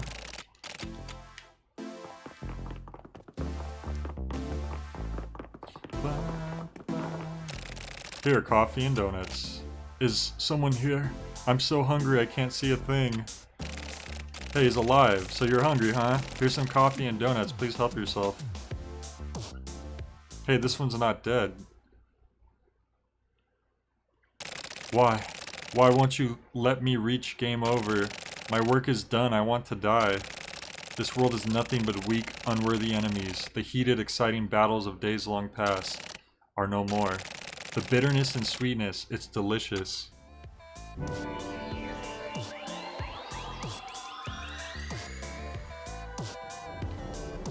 Okay. Coffee and donuts are like his life source. He had exacted his revenge, lost all worthy opponents, and with nothing left in this world, he attempted to take his own life. Did I do something wrong? No, there's nothing wrong here in this world. Now we can finally proceed. There was a heavy door in the lobby. It should open now. Let's go. Time for peace and quiet's over.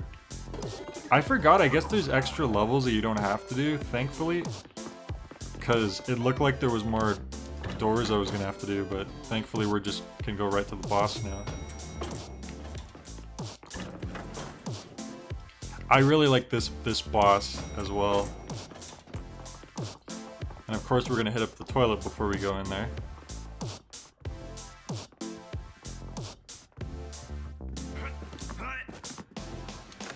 No, I did it again. I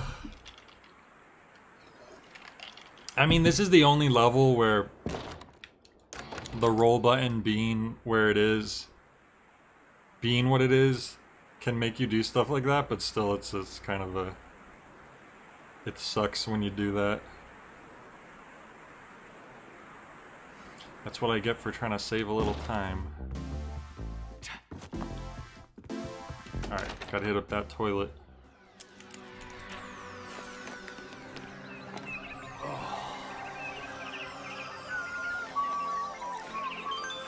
Travis, why are your legs so shiny in this game?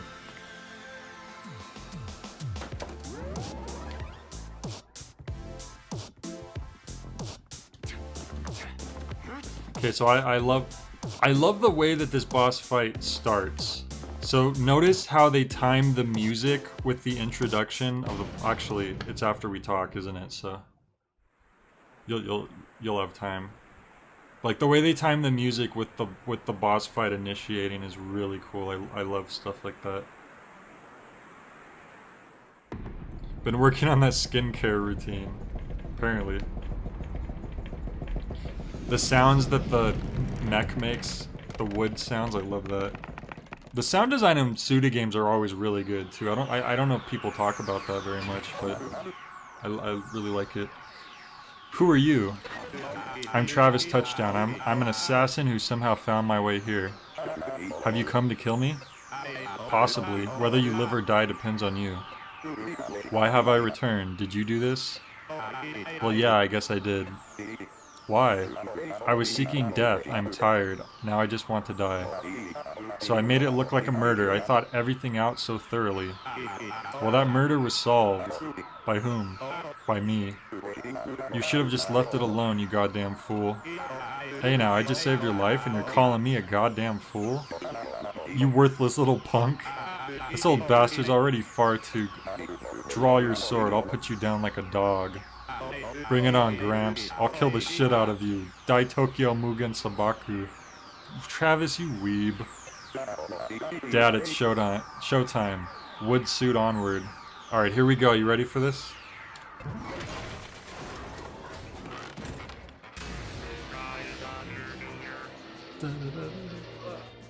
I love this song too.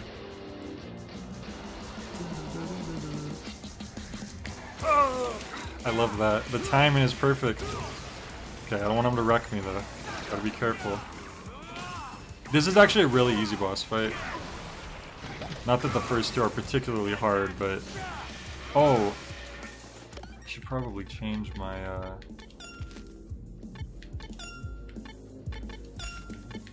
I don't think this chip is any good unless you're fighting, like, hordes of enemies, so I'm just gonna go ahead and equip something else. Attack on Titan in the background. That to me always looked like a Sentinel from X-Men. I don't know why it has the number 3 on its head. Maybe they'll explain.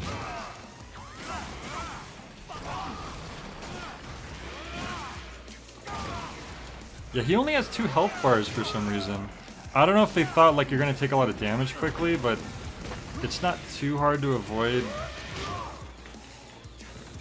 Oh, never mind. I say that as I'm getting wrecked suddenly. Shouldn't get too cocky. Well, you know what? I didn't go in with a 3-level charge, which definitely helped his case. This will probably be the first boss I don't get a double S rank, but it's usually one of the easier ones.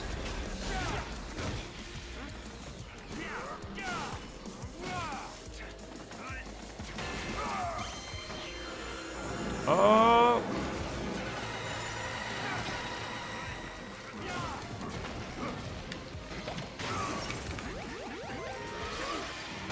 Okay, so you destroy the suit, and then look. Forgot that it hurts you. You think that's it, but then here comes Brian Buster, this blind old man who's wounded. It's so sad. It's so sad. He tries. But you have no choice, you gotta finish him. Okay. Just bring it. Just bring it. Full Nelson suplex. Hey Mismo and Jake, how's it going? You thought it was Mismo that was going to greet with top of the morning, but it was I, Kono Dioda. Bro, just played Psychonauts 2, it's amazing. Really? Oh, I forgot that Psychonauts 2 came out already. 1 S rank, I failed us all by not getting a double S rank. How will I ever show my face around here again?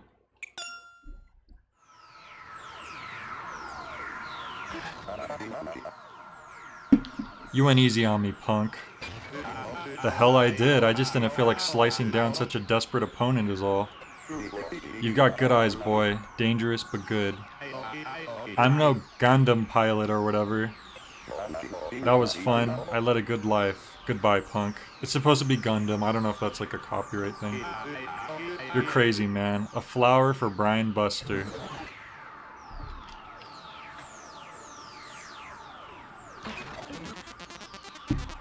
A man lives constantly seeking the moment his petals drop. Travis. When your time comes, be sure to look your killer in the eye. Just assume he's gonna get killed, huh? No old age for Travis. We got a new Switch game, I mean skill chip. And this is one of the best skill chips in the game, by the way. If you've ever seen the movie Akira, you may recognize this.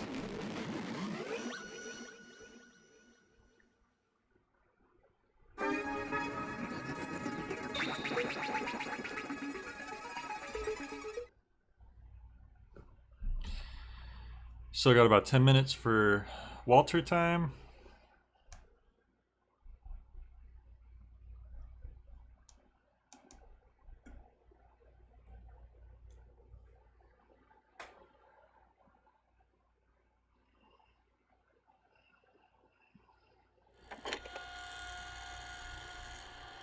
Alright, here we go. This is one of my favorite parts of the game.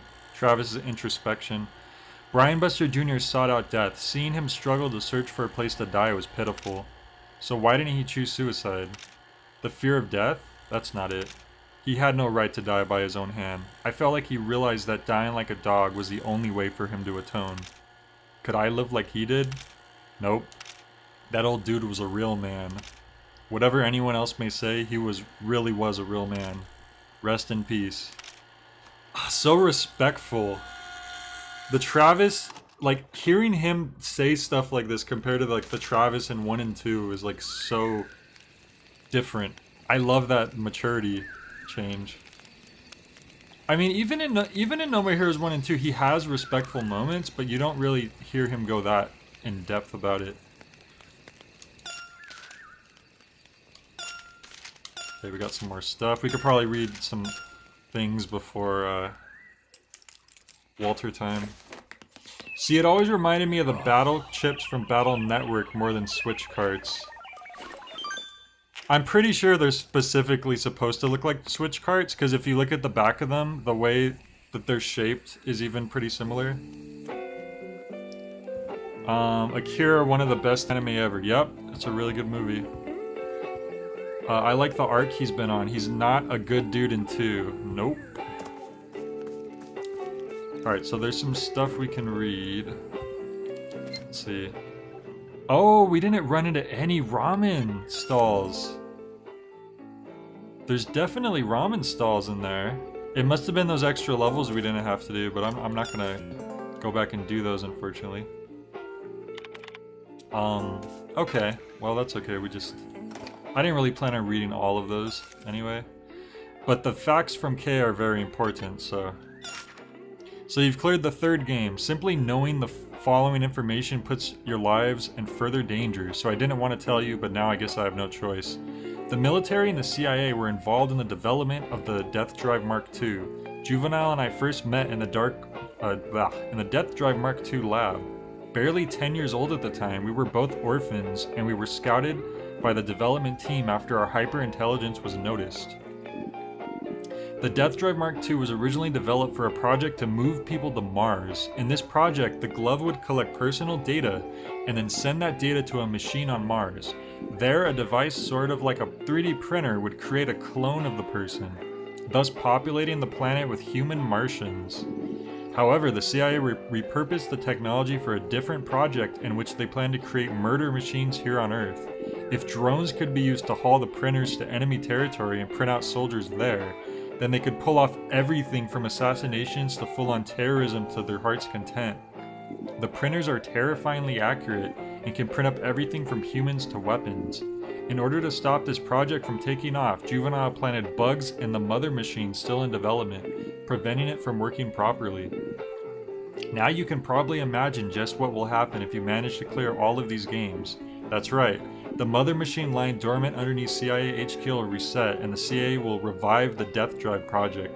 Please, I beg you, stop and turn back now. God bless America. Okay. Oh, you know what? I just realized, how did it take me this long to realize? K has to be a reference to Franz Kafka, because in the trial, the main character in the trial is named K, Joseph K, and Suda's a big Franz Kafka fan. I didn't think about that at all till right now. I don't know why that didn't click. Mizmo said committed to play No More Heroes 1 yesterday, by the way. That's awesome, Mizmo. Hey, if you have time to randomly stream it in the Discord, feel free to, and I'd probably join in if I'm free. And I could give you tips and stuff. Yeah, I love like the different layers of story going on in this game, and the way, like, you might, like, you might easily think that this fax machine stuff is not important, but this is literally key to what's going on with the Death Drive. And yeah, I don't know. I really love the way that the story in this game is, like, it's a really interesting stuff. Hey, Donga, spoilers. Travis turns into a giant insect in the end of No More Heroes 3. Oh no. I have no idea how to stream to Discord from Switch. Oh, that's true. Sorry. You would need a capture card for that. My bad. I didn't think about that. Okay, so it's about Walter time. And next we're gonna do the visual story part to get the next death ball, and then we're gonna go do the next death ball, and then probably do one more visual novel part tonight. So I'll probably initiate Walter time right now, so I can go get that over with, and then we can keep going. I will initiate Walter time. Who talks like this? Mizuo said, besides, it would probably be too late for most people. That's true. Time difference is a hell of a thing, ain't it? Alright, well, I will be back. Here, let me put on the music for you. About 10 to 15 minutes like usual. Then we will continue. Let me just find my playlist. This is good music, but it'll get repetitive after a while. So I will save you from the repetitiveness. And I think the next game is the Golden Dragon racing game, which is a cool one. So that'll be fun.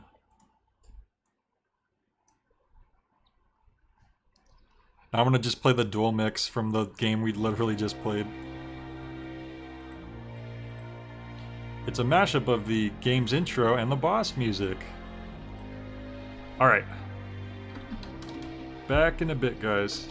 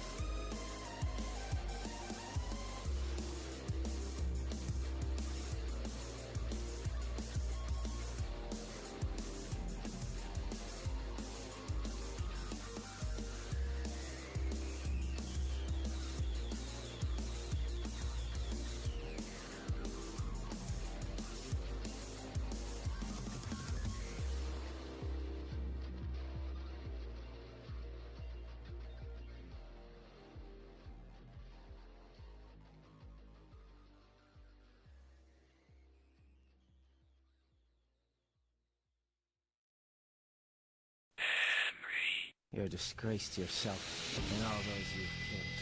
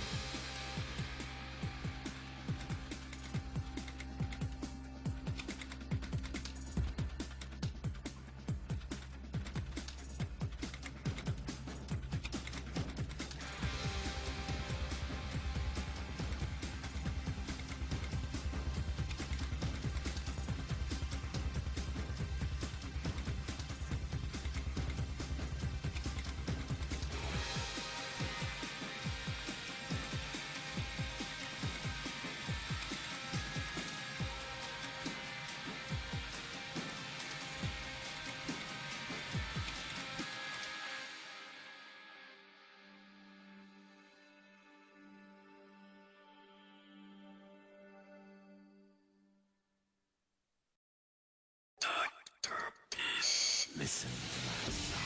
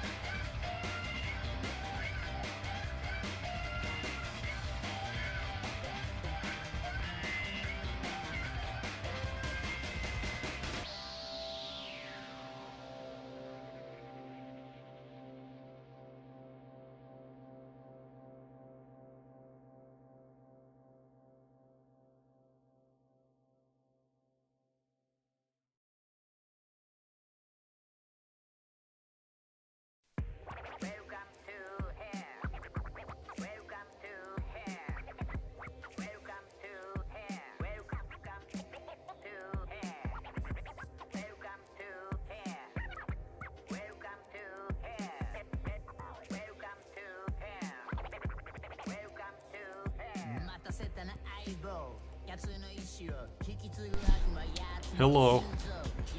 We are back. With Walter. Come back.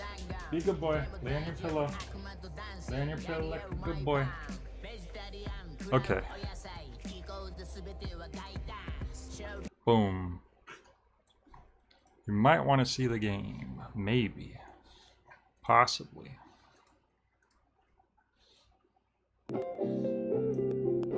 There we go.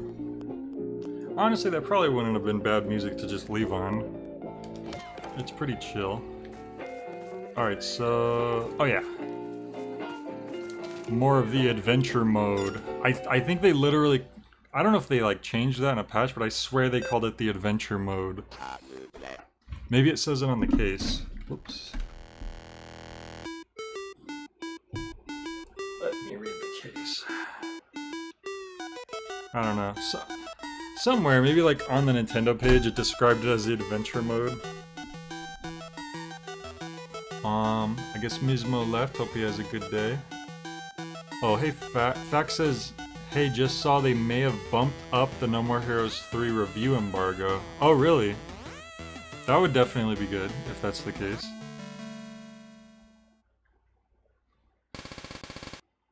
Number 3, National Census. What could the meaning of this be?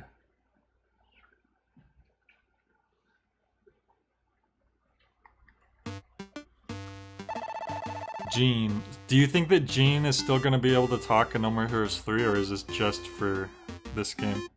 What do we do, Travis? The digest thing again? Yeah, let's do it. Okay. The Travis Strikes Back Digest. Do you believe in urban legends? Me, I love them.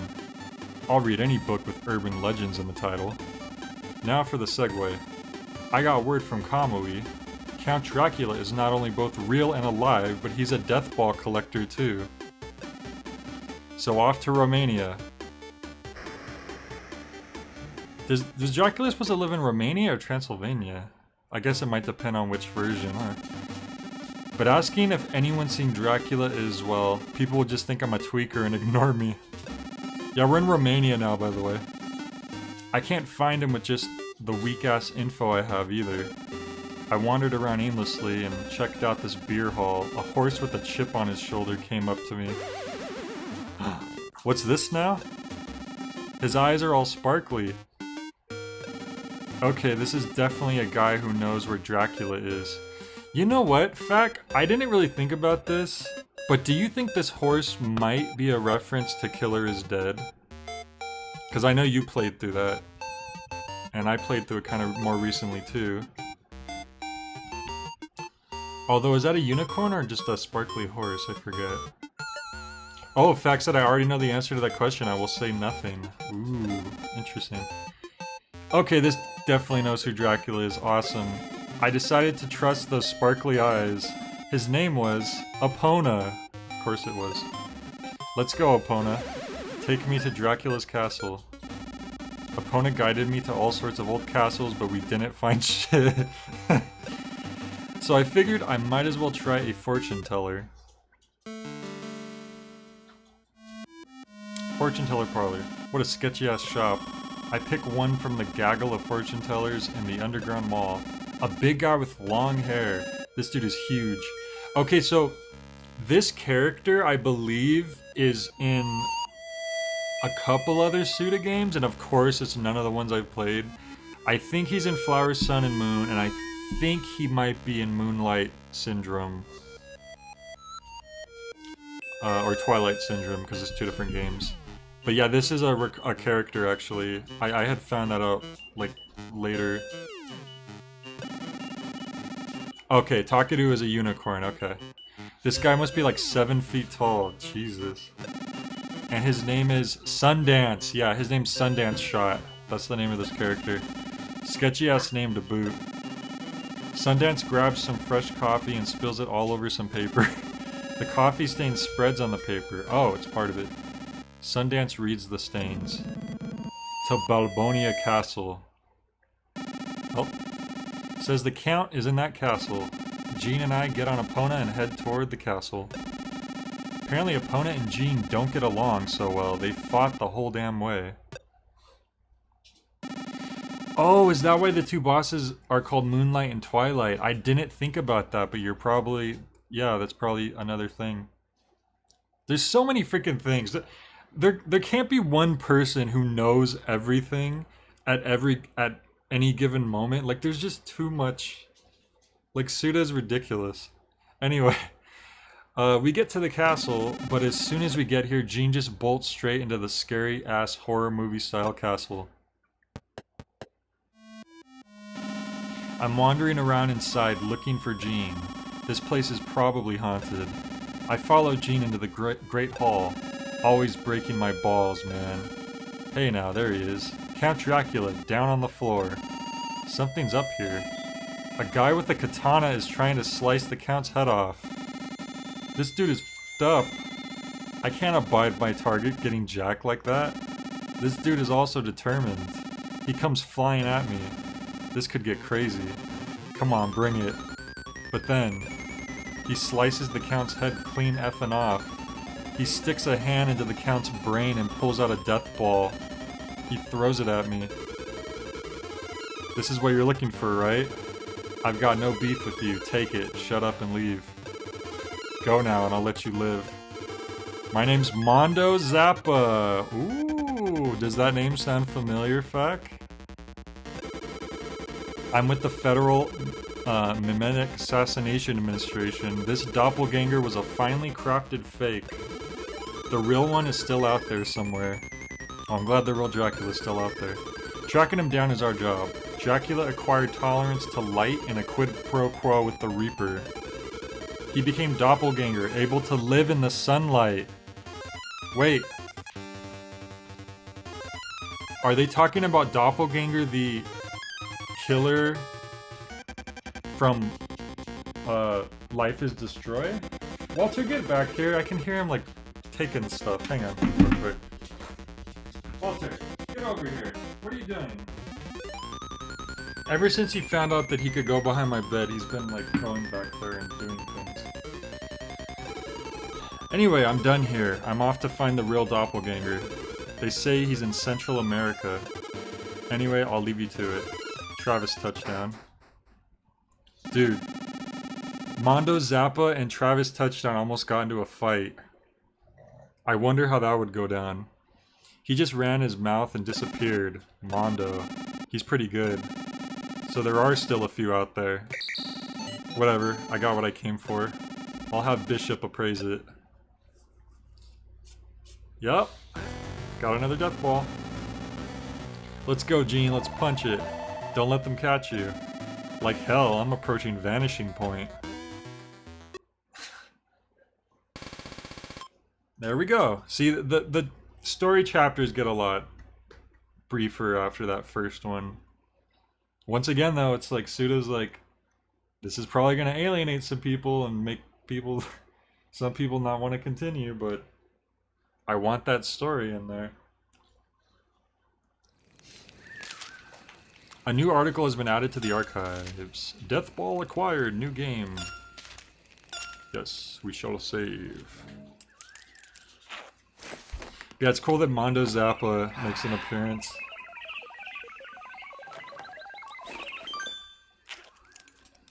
In Romania, of all places. Although, he already has a history of vampire hunting, doesn't he? Alright. So... do you think the Reaper dude is Uncle Death? It's possible. Is Uncle Death actually a Reaper? Maybe he is, huh? He's literally the Reaper. Also, I almost forgot again to check out the game. Whoop. Walter! What is all that noise I hear going on? Come here. Come here. You need to be good. Sorry. Sit here. Sit here. I gave you a treat to be good, not to be crazy. Alright, Golden Dragon GP. Who will survive the race and what will be left of them? Racing with murder? A 4-kilometer straightaway with shocking twists. You've never seen a racing game this thrilling before. Take control of your monster machine and dominate the GDGP. The Racer, a masked former sumo wrestler, topping speeds at 800 kilometers per hour. Grab the handlebars, light your smoke, and become invincible. In the 22nd century, the Japanese auto industry dominated the formula racing scene. The world at large became annoyed and changed up the rules. Japan now has the deck stacked against them, with winning deemed impossible. However, those crazy-ass Japanese people, in true kamikaze spirit, decide to say screw formula racing and go independent. Thus began a new type of hyper drag racing, with ultra-short battles and certain death par for the course. The Golden Dragon Grand Prix, but that's not all. The race takes place not down here on the asphalt, but up above the clouds. This under-a-minute super extreme sport has quickly developed its own cult of fans to become the next big thing. Death-defying challengers gather to compete from around the globe, and with gambling becoming rampant, various crime syndicates from around the world have also gotten involved. Aim for the title of world champion while driving, killing, and soaring through this terrifying race of psychos. Walter! Come here! Stop digging through stuff. Smoking King. The main character, Smoking King, is a former junior champion sumo wrestler. Sounds badass already. After teaming up with the Kinryu Gumi Yakuza syndicate and becoming involved in the brutal murders of said syndicate's rival family, he's able to get off by claiming self-defense, but ends up being forced to retire. Since then, he's acted as a bodyguard for the Kinryo Gumi while also racing for them in the Golden Dragon GP. While racing in the name of making the Kinryo Gumi the world's top crime syndicate, he wears costumes to hide his true identity. What the hell's a vector display? Oh, they're actually telling us what a vector is. This was a display method for video game graphics back in the 70s and 80s. The freaking 70s. That's before Pac-Man. While it was only capable of drawing dots and lines, its unique and nostalgic aesthetic transcends time and sticks in our hearts and minds even today. Yeah. Walter! Oh, you're tearing up stuff. You bad boy. Oh my god, bad boy.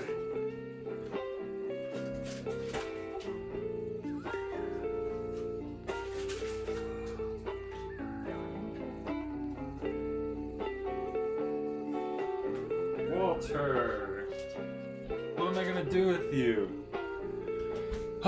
Hey Joe Retro. He found like a mail envelope, like one of those kind of bigger yellow ones, and he was tearing it up, you bad boy. Come chew on your toy. Come here. Come here. Chew on that. Oy, sorry about that. Anyway, let's look at the fake cheat code and then we can become invincible by pressing both mouse buttons at once. Now this is a neat trick. Once you reach the place in the photo, click both buttons on the Death Droid's mouth controller and hold the buttons down for 20 minutes. Do it correctly and Travis will light up like a rainbow. And that's not all. He also becomes invincible. Just don't forget that once you quit the game, invincibility mode ends, so try to milk it and play for as long as you can. Can you imagine waiting 20 minutes just to become invincible in a game?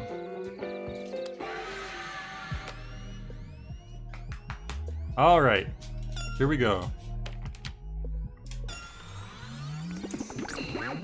Time to enter the game world. Whoops, that's not the right button.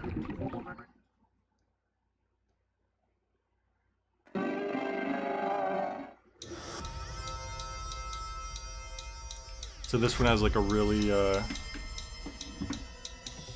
like it's like a VCR static effect. That's really neat.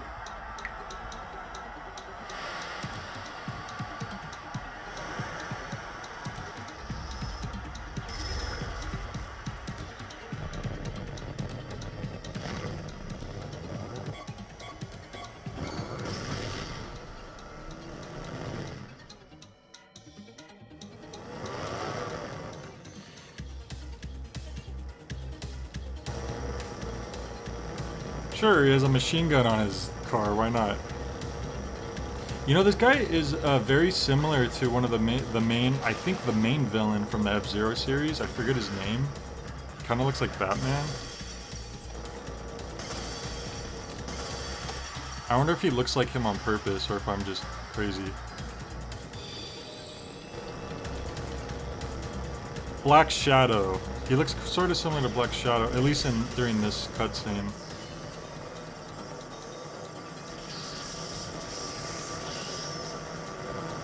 Only a little bit. Yeah, the 3D vector is pretty neat. Look at him go. So, to be honest, this one is kind of my least favorite game opening just because there isn't a whole lot going on. Like, the visuals are neat. And, you know, that's pretty much it. It's a neat visual, but it doesn't really give you much compared to all the other intros, unfortunately. But I mean, it's a variety difference. You want a platter of different styles of cutscenes, so you know, it helps add to that.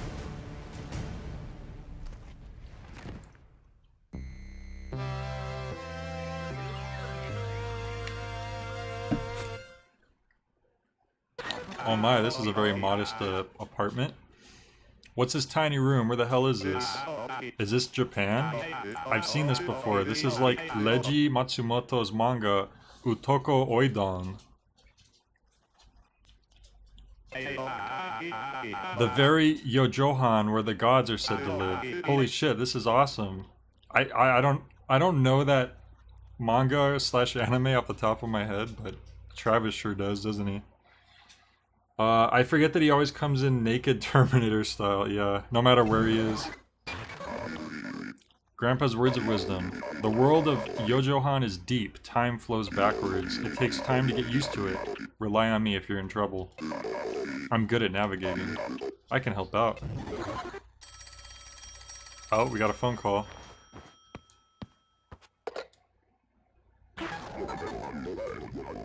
Question mark is talking, but if we look at the character portrait, it says a certain name on the bottom left. I always thought that was funny.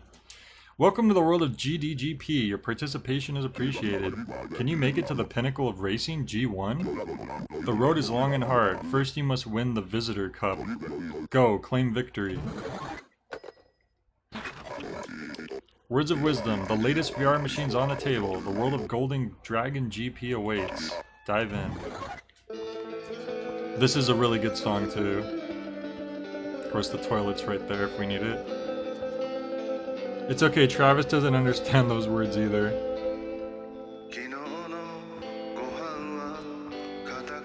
This is good, I like this.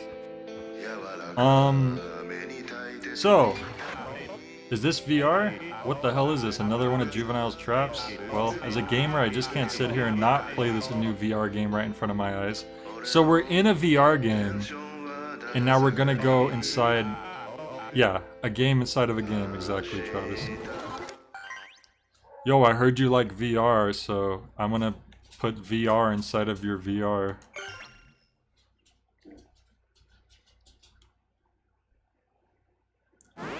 Walter, come here.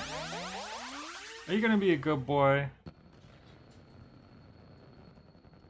See if I remember how to do this. Allow me to explain the race. It's so simple a monkey could pick this up. Okay, Juvenile. Use the button to accelerate, no steering, just make it to the goal first, understand?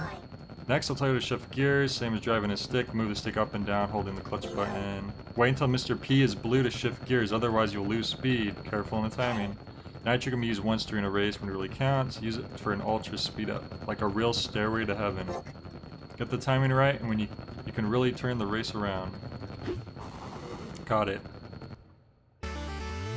So you don't have to worry about steering or anything, it's just all about the gear shift.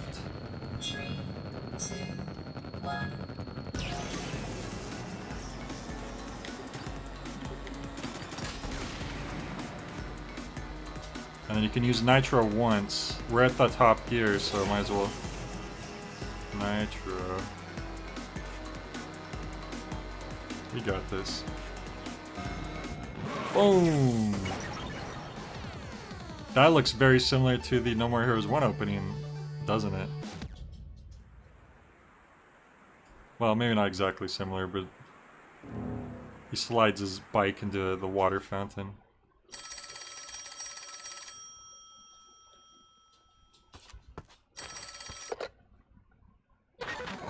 What the hell are you doing? Hurry up and get over here. I'm waiting for you. I'm always watching. Don't let your guard down. Each and every battle counts.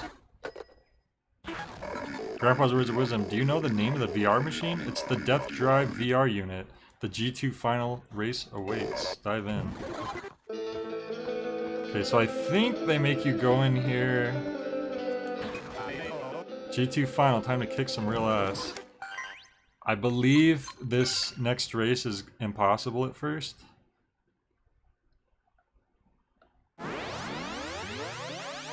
But there's a reason for that, and you'll see.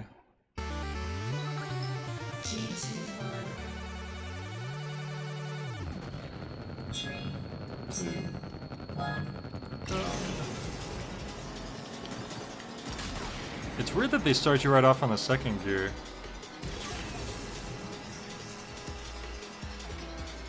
Yeah, this one's impossible.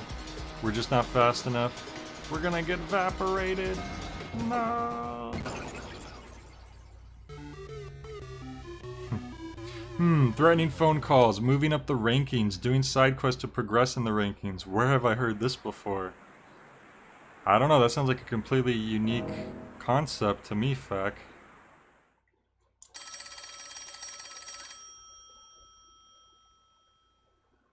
Oh, I keep forgetting that I can control it.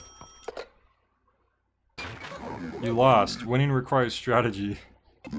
First you have to pimp out your bike. Try powering up your gearbox. The wiki says it's on the 8th floor of the Dragon Tower. First come, first serve. Hurry up. Oh, and the undead monsters in Dragon Tower are hungry for your blood. Get rid of them. Work. Power up to win the G2 final race. Yeah. Hit on the 8th floor.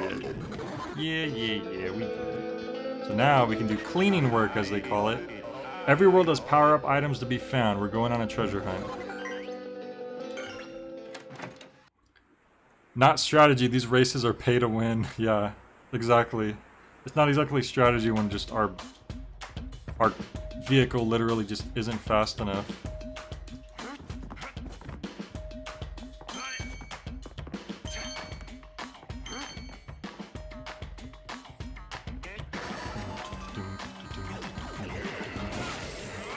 Ooh, you know what I forgot to equip? You know what I forgot to equip? Let's see. Yeah, we'll replace the wind chip. Strike freedom, here we go, baby. It's time for Akira, baby.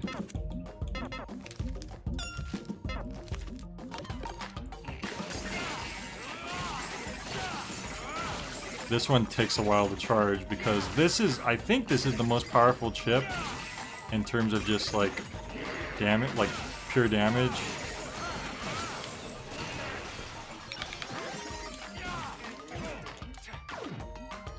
So it takes a while to charge up, but it's worth it, and you will see why.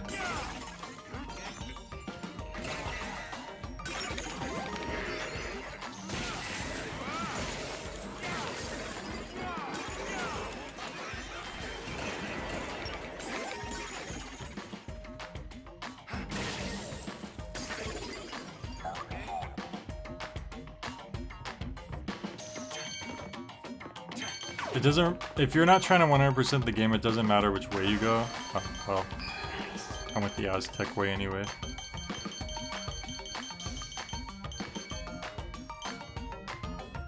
I just remembered that finding Jean in this level is actually a huge pain in the ass. It's really tricky.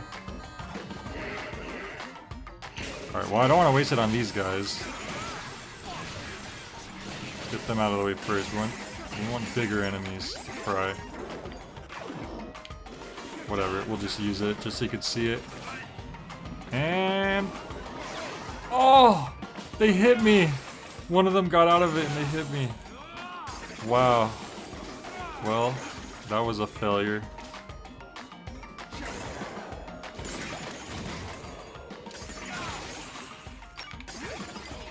I should have saved it for him. I'm dumb. I got impatient. Because these guys have a good amount of health anyways, and they're pretty tough. Okay, we have it again, but we're not going to be able to hit him with it unless we can stun him, slow him down.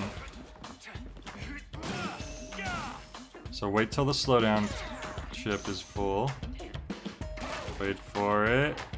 Actually, I could just stun him and then do it. There we go. Boom! 510 damage. If I could level up, it'll do even more damage. Yep. Moe.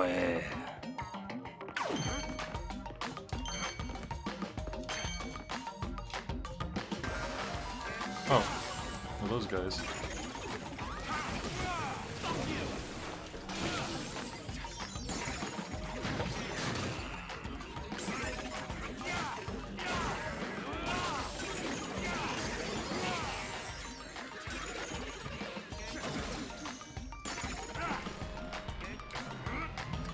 You're dead. Dude, now it does 540 damage. Yeah, that's a really good one for most of the bosses.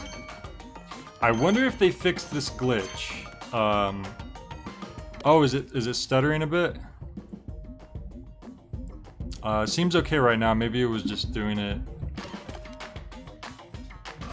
for a bit and then it stopped, hopefully. Let me know if it's still doing it.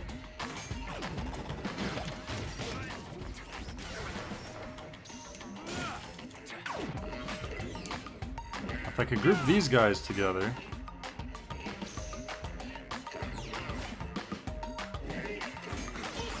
Ah, I should have saved that. Come on, slow down, Chip. Okay. Boom!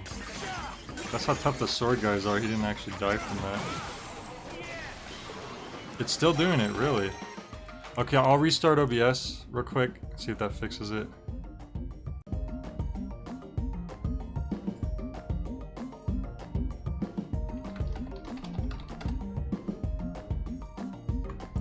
Okay, should be back. It looks like everything's good on my end, so it might actually be something on your end, but hopefully it gets resolved. Oh, skill chip! Hell yeah. No, that's not a skill chip. That's for the... Yeah, that's the gearbox, actually.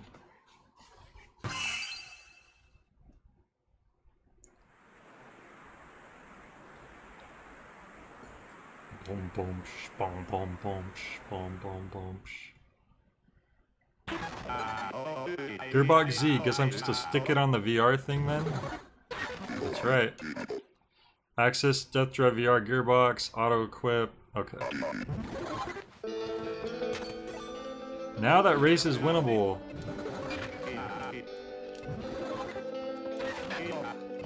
Time to do this right.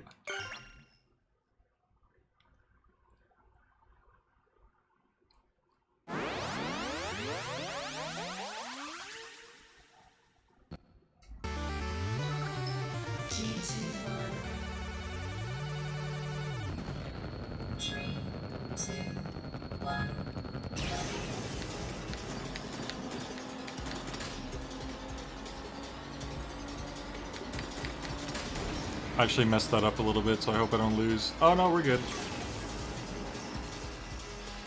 I feel like they might have made this easier, because I always remember having to start on the first gear and work your way up to 4.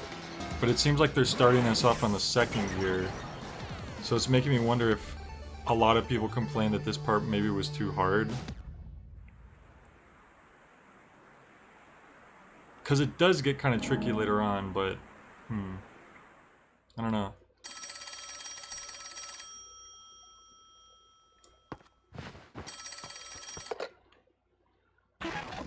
How's it going? Having a good time?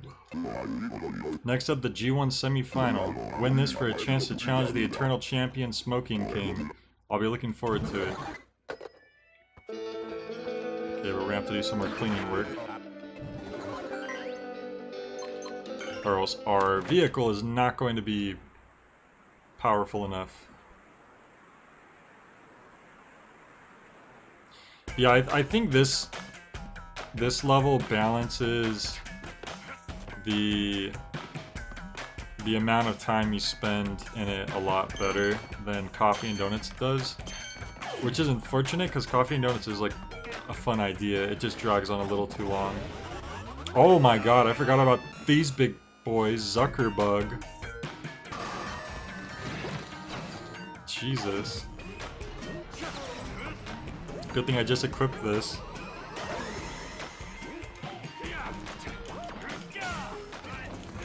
Oh! Don't roll into a ball. Okay, good.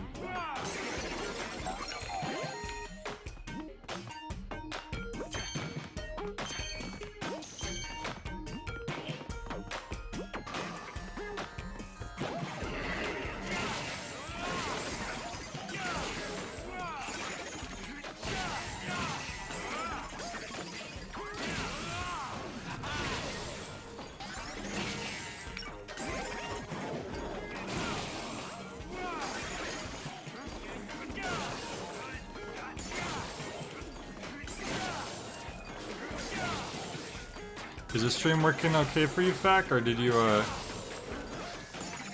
I fear Fac may have been consumed by the internet.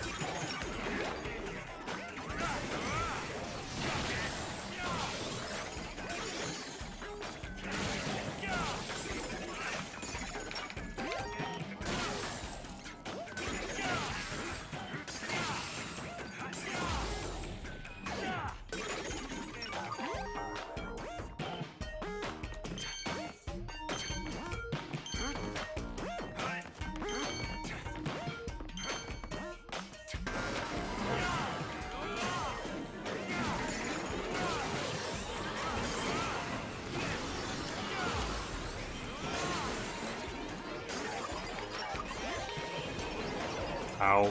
That actually got me. That does a lot of damage.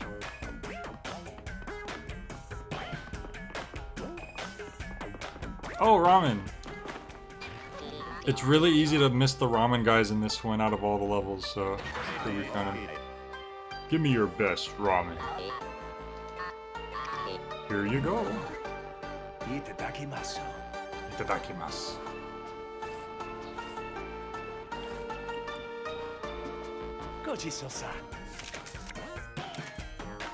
Tokushima ramen, a sweet western delicacy. The soy sauce-based broth is truly addictive. Mmm. I want. I desire that ramen. Give it to me. Whoa! Okay. Teleported us back.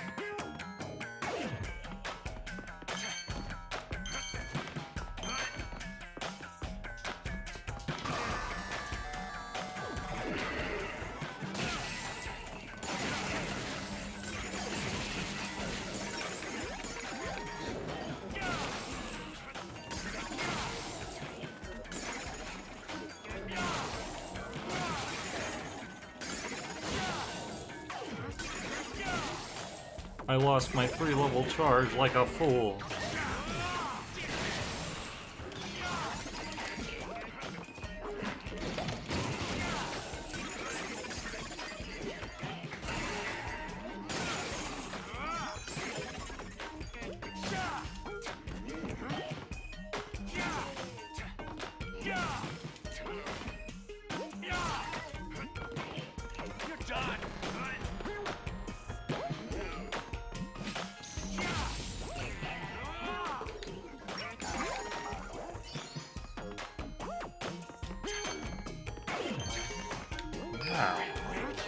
Another Azteca coin, the most valuable item in the game.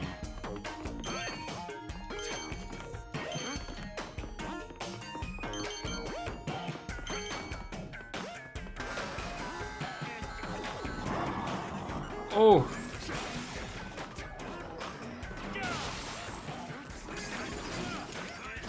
Get away from the— oh, there's 2 of them. If I can get that level 3 charge, that'll be very helpful. Got it.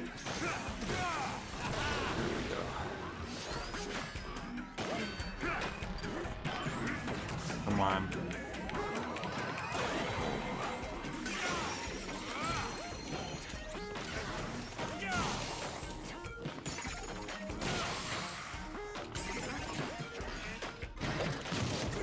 There we go. Dealt with that pretty well.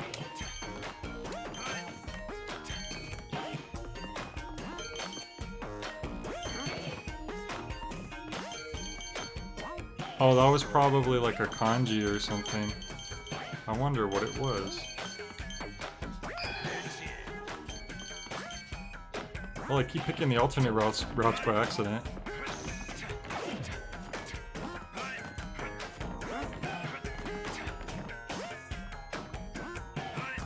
Whoops, I'm done.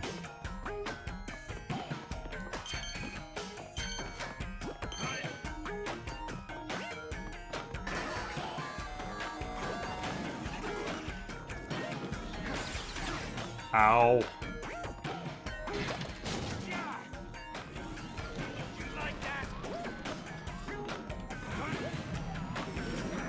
Come on. Take that sucker.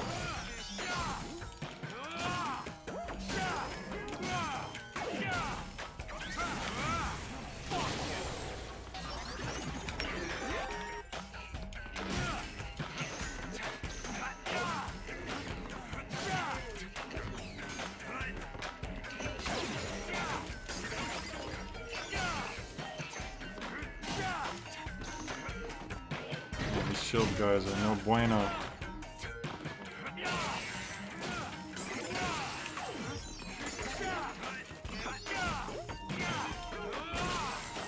Whoops, I already... Oh, wait! Okay, that timing was okay. Worked out alright. Ow. Come on. Yes! Yeah!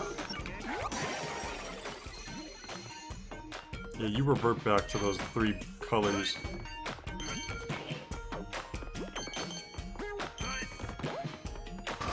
Mid-boss. Fortuitous timing indeed. Fact, did your internet blow up? Who are you? Has Smoking King come back? Just a passing assassin. Bad luck for just a passerby. Enough bullshit, let's do this.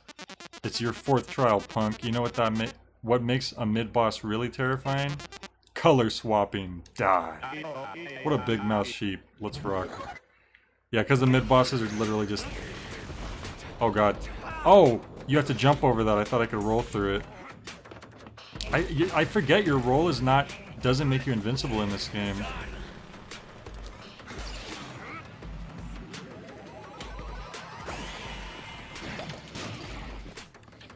Oh, you just had to step away. Okay. It was just the timing, because the last thing I heard you say was, I think the video's stuttering, and then suddenly I thought you had gotten consumed by the internet.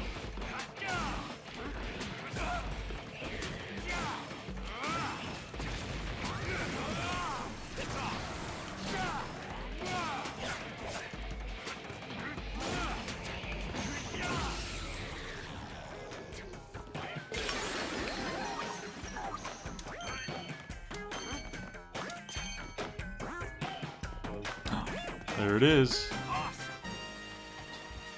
The ZZ Gearbox. Yeah. It has been known to happen to many an innocent young parson.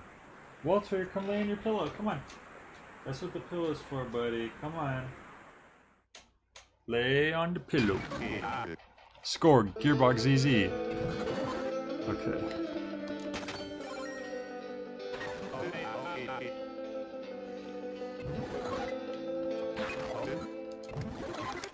Here we go. Semi-final.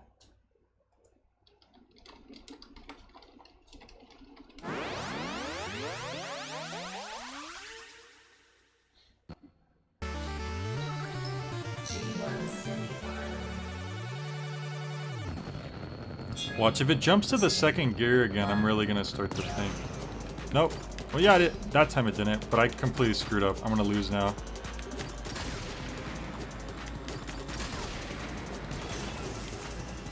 Oh, I should have saved that. Now I can't change gear. Yeah, I lost.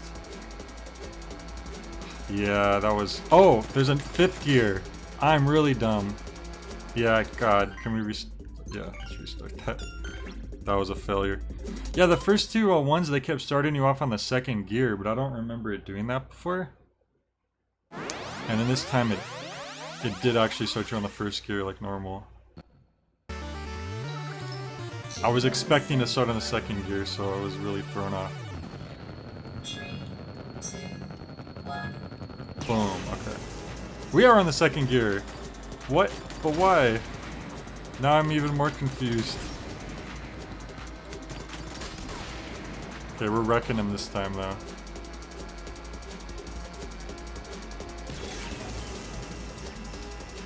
Maybe it is a Mario Kart start bonus, because I try to do like the little timing thing, and I just, in case it does anything.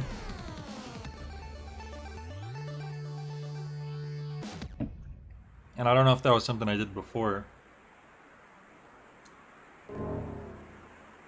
I just don't know.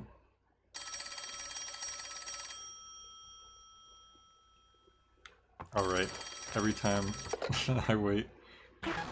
Travis, get the 64th floor gearbox. I'll be waiting at the finals. Hurry, fight, work. Alright. This hack and slash map is pretty simple, but I guess you get used to it. Let's kick some more ass. Yeah, it's really... This game is pretty straightforward compared to the other ones. It's probably a good time to place it in right after the Coffee and Donuts game too.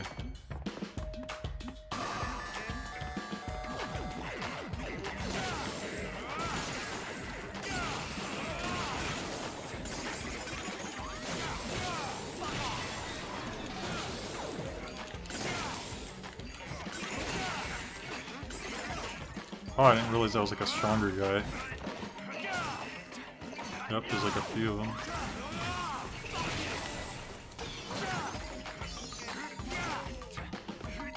I wonder why Travis likes saying Cuphead a lot. He probably likes that game.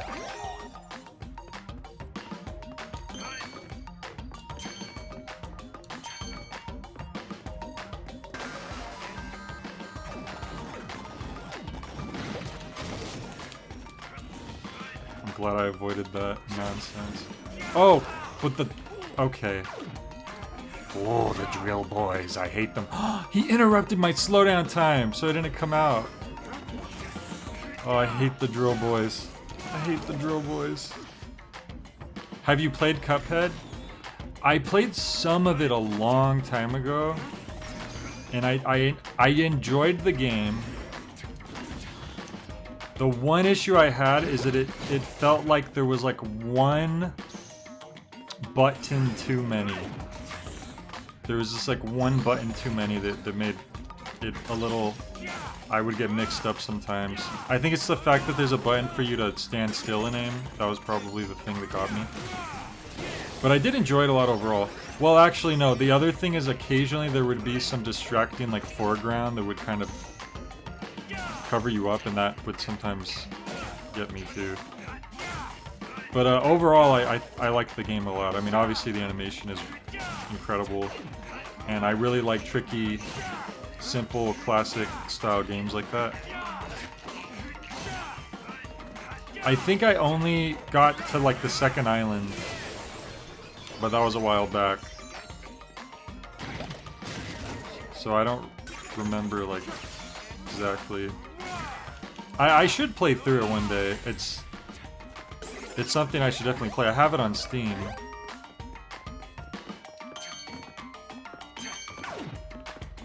I also had this problem where like I didn't know which power-up to use, and so I kind of stuck with using just the basic ability.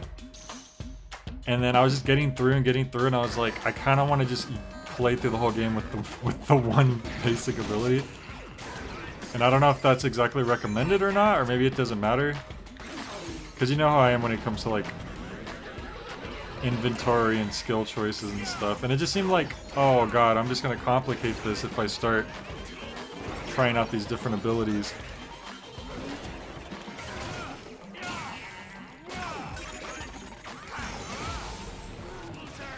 Like, I think I was pretty much finished with the second island. That's as far as I think I got. I remember fighting like a genie.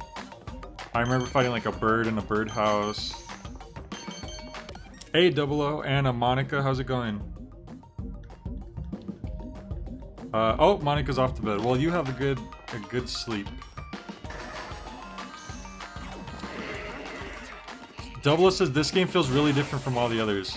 Well, it is pretty different from all the others. That's the truth. That's the whole truth, nothing but the truth. So help me truth.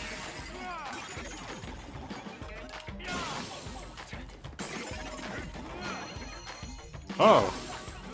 Just a bunch of skulls are gonna pop up. Oh yeah, that's one of the secret doors in the Coffee and Donuts level, which probably unlocks after you beat it.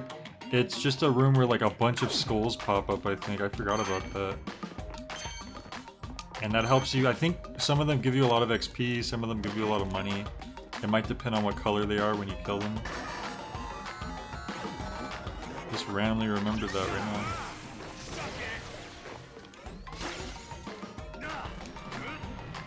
Goodbye. Goodbye, Bowser.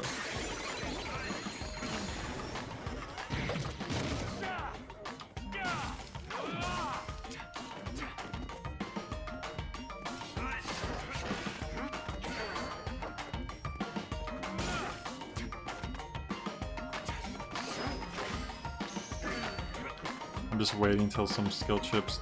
Hang on, wait. Can I get them both? One of them blocked. Oh! Oh. He didn't make me lose my level. We're okay. We're okay. Okay, now I can possibly get them both with the beam. Come on. Yeah! Crazy to think this was the Travis who killed the vampire. Need more levels like that one. Oh wait, did you see the visual novel part we did earlier? Oh well, we didn't kill the vampire, actually Mondo did.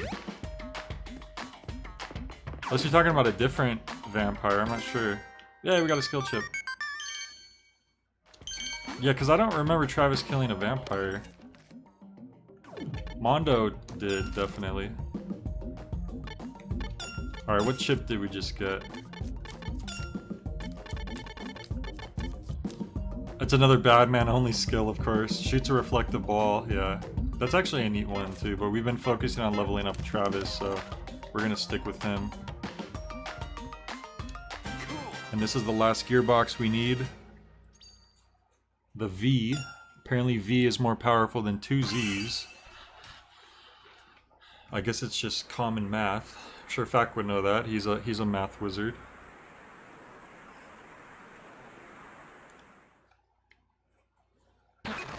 Score Gearbox V. Let's stick it on the VR thing. Reach new heights of awesome.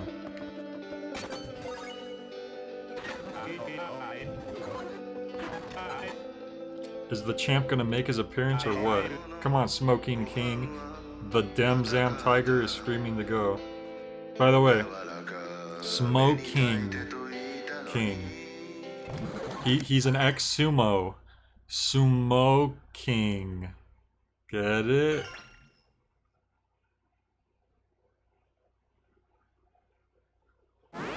It's all clearly explained in the math, letters, and other arcane techniques in Volume 3. Yeah, I'm sure we've all read that.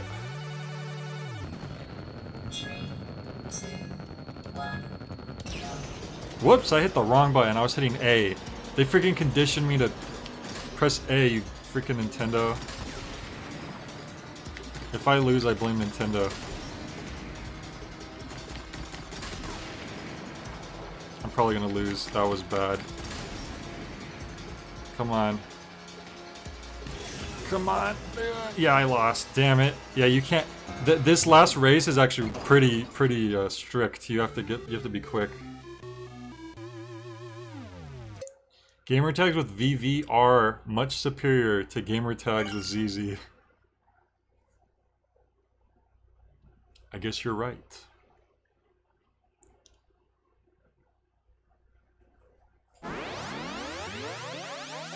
Let's try this again, but this time hold the right button.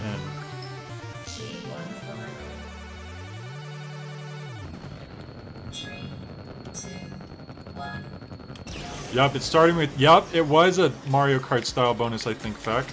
That's exactly what that was. I never realized that before. I probably didn't try it before. Wow, that helps you so much, too. Unless that's something they added, which is also possible. Come on. Yeah. Oh, we stopped. You're good. Where are you from? Santa Destroy. I've never heard of that team. Team, it's my beloved hometown. You're a tough one. I can sense your bloodlust. You're not from the surface, are you? Bingo. I'm more of an underground guy. So you're from the hood too, huh? That's right. I worked as a bodyguard for years. I protected a brilliant racer, but he died in a racing accident. However, it wasn't an accident. It was a carefully planned murder. I frantically searched for the killer, then one day I finally found him. It was a humid summer afternoon. Look, is this gonna be a long story? Sorry, I get really into stories of the old days. Shall we change the venue? Is that even possible? We're in the middle of a race. I too live inside a game. I understand what's inside the hearts and minds of gamers. Everyone's hoping for some action. I assume they're about fed up by now, since they didn't buy this game for racing, right? You think so? I mean, it's no skin off my ass, but if you don't mind, I'd appreciate it. Alright then, follow me. I wouldn't have minded if the boss fight was just a race, but I guess it's neat that you get both.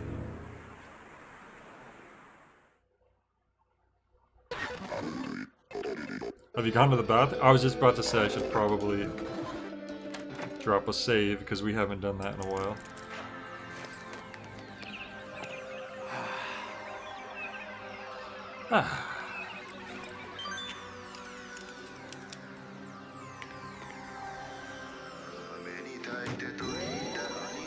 Yeah. Power recovery. Alright, we're on the top floor now. Challenge Smoking King. It just feels so weird to say. Say that out loud. Smoking King. Smoking King. It's just not right. So I don't know if this was a glitch and maybe they fixed it or it's intended or whatever, but the most powerful chip that I have right now will not work on this boss fight. And I'll try it out to see. Is this one of those legendary public baths? Yeah, it's my own communal bath. Isn't the view amazing? Bitchin' scenery, man. It's like I've got the world in my hands. Luxury, greed, and riches have limits. This bath is sort of a farewell to all of that. Nice line reading there, like a famous quote or something. Listen, racer, standing on the borderline itself is how you feel the world of true speed. If you're not standing on that line, then you're no racer, just some guy. Hold up, I can't fight a racer. Don't misunderstand, tough guy. From here on out, I'm a bodyguard. Whose bodyguard? The champion, Smoking King's bodyguard. Sure, that'll do. Let's go, champ. His excuse is that he's his own bodyguard. Yeah, the Akira laser fact.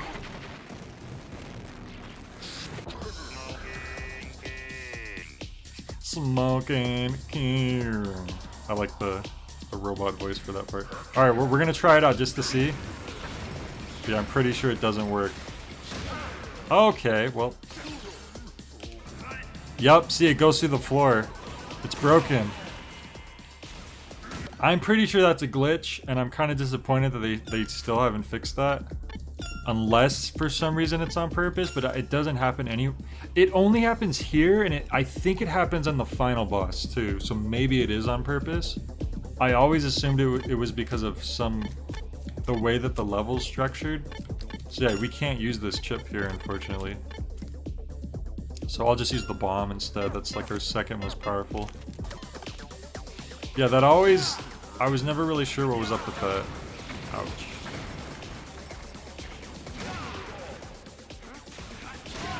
Oh god, we need to be more careful.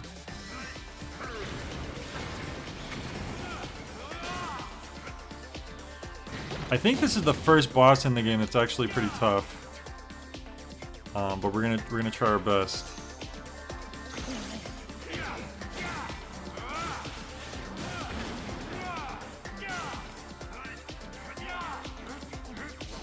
He has a really good theme song, by the way. It has some really good parts in it that you'll probably never hear because it usually ends before you get to it. Like there's like a saxophone solo. It's like, damn, they really should have left that in the... They should have, I don't know, maybe abridged the song when you're fighting the boss.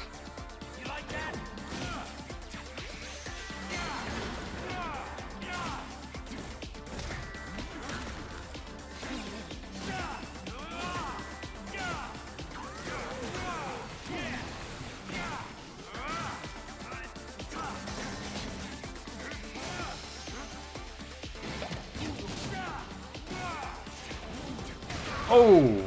Forgot he stuns you like that. Oh my god, he's spitting out fire now. That's not good.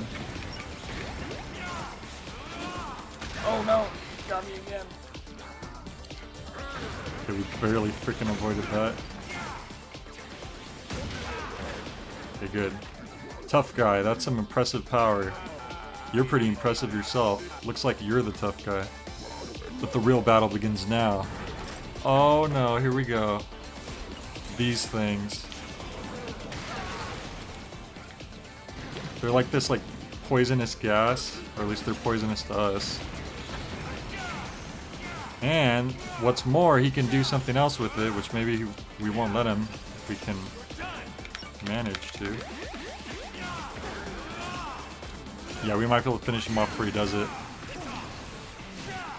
He can set the gas on fire, which is not good for us. I'm not gonna let him. He broke his guard. Man, he blocks a lot. Rest in peace. Oh. I feel like he had to do that suplex for smoking because he's so freaking big. You win.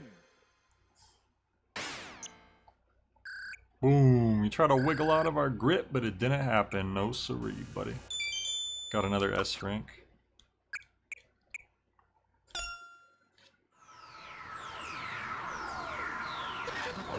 I've lost. What a disappointment. You're not a bad guy, champ. You're not built for killing. You're a good and honest man. That's why you're respected. I'm not a good man. I'm full of greed and avarice.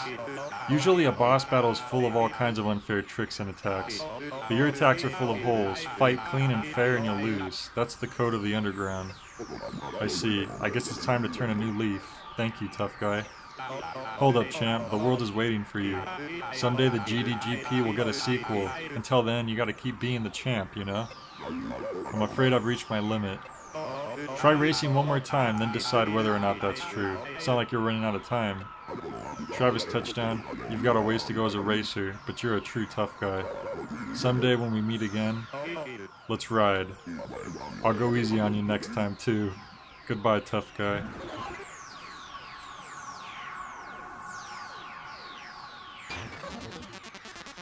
In the world of real men, the realest of men rise up from nothing. I'll be looking forward to watching you two realest of men interlocked in your dance of death once again.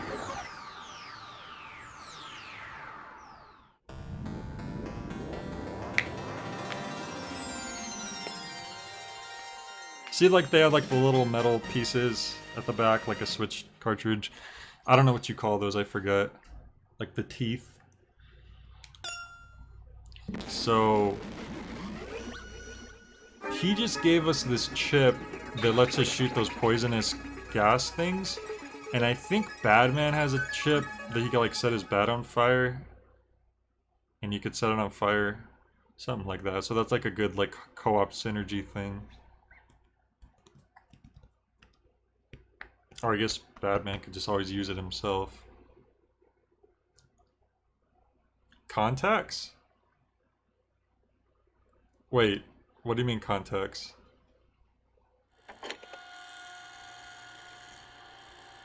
Did I miss something? It was a strange video game world. It seems I'd been living in both the past and future Japan for years. The illusion was that I'd been here for 3 years. Living here inside this game is one possible option. Wonder what sort of life I'd live as a racer.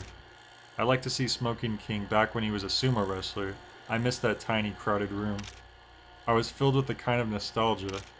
Dr. Juvenile seems to have been greatly influenced by racing games. I too am a huge fan of the racing games imported from Japan. Juve has pretty good taste in games. It's where the cart Oh, the contacts, yeah. When you said contacts, I thought you meant like for your eyes.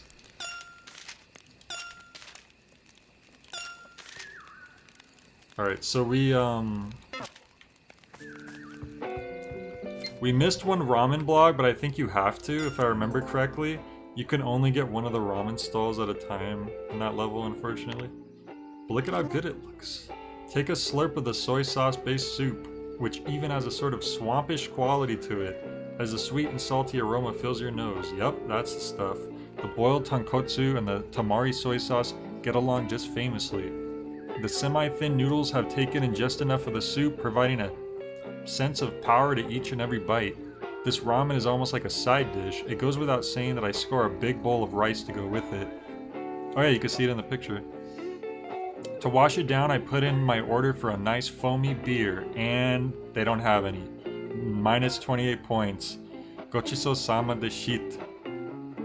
Gochiso-sama de shit.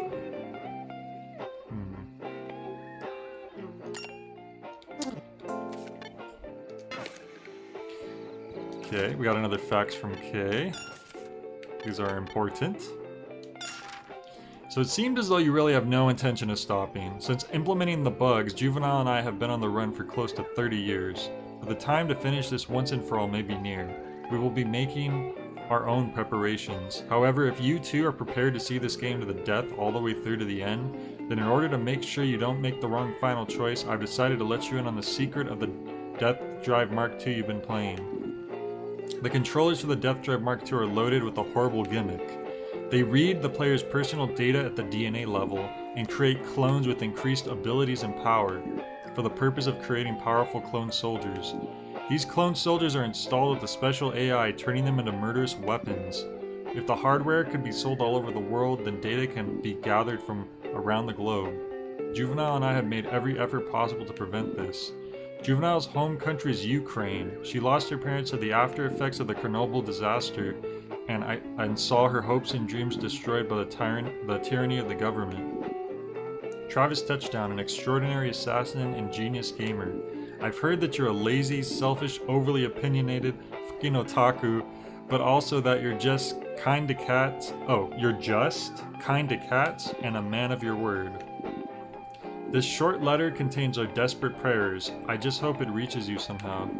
God bless America. K. See? Travis ain't that bad of a guy. He's just kinda cats, a man of his word. These things are all accurate. Alright, so we'll do one more visual novel segment. Shouldn't take too long. Trying to remember. Hang on. So that's the fourth one already, right? So there's 6 balls. 1, 2, 3, 4. One of the balls doesn't work, so that's going to be a really short one. But is the last one especially long? Okay, so here's what we'll do. We'll do one more visual novel today. Tomorrow it's going to be the one game that's not finished, which will be really quick, and then it'll be the final one in the base story. And then what we could do is, if we haven't streamed for that long, we can start Badman's story, because Badman's story is like a whole. It's just as long as all of Travis's stories put together, so it would probably be good to read that broken up anyways. So yeah, we could probably do that.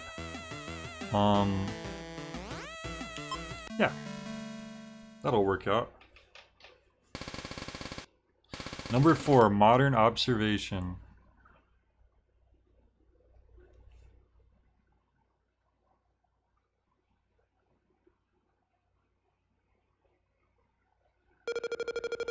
Trailer. Oh, this one takes place at the trailer first. Gene, Kamui's calling. Ignore that dickhead. Hello? Like now? I guess, yeah. You're going? Yeah. And I gave up on the digest. We're going it old school DOS/V80V style. How cool is that? Just keep it simple. I hate Kamui. Gene. Gene is so mean. I didn't expect her to be like that. Fat Boy Burger. Thanks for coming all the way here. This is the East Coast, right? We're pretty damn far from Texas. You'll be getting the check.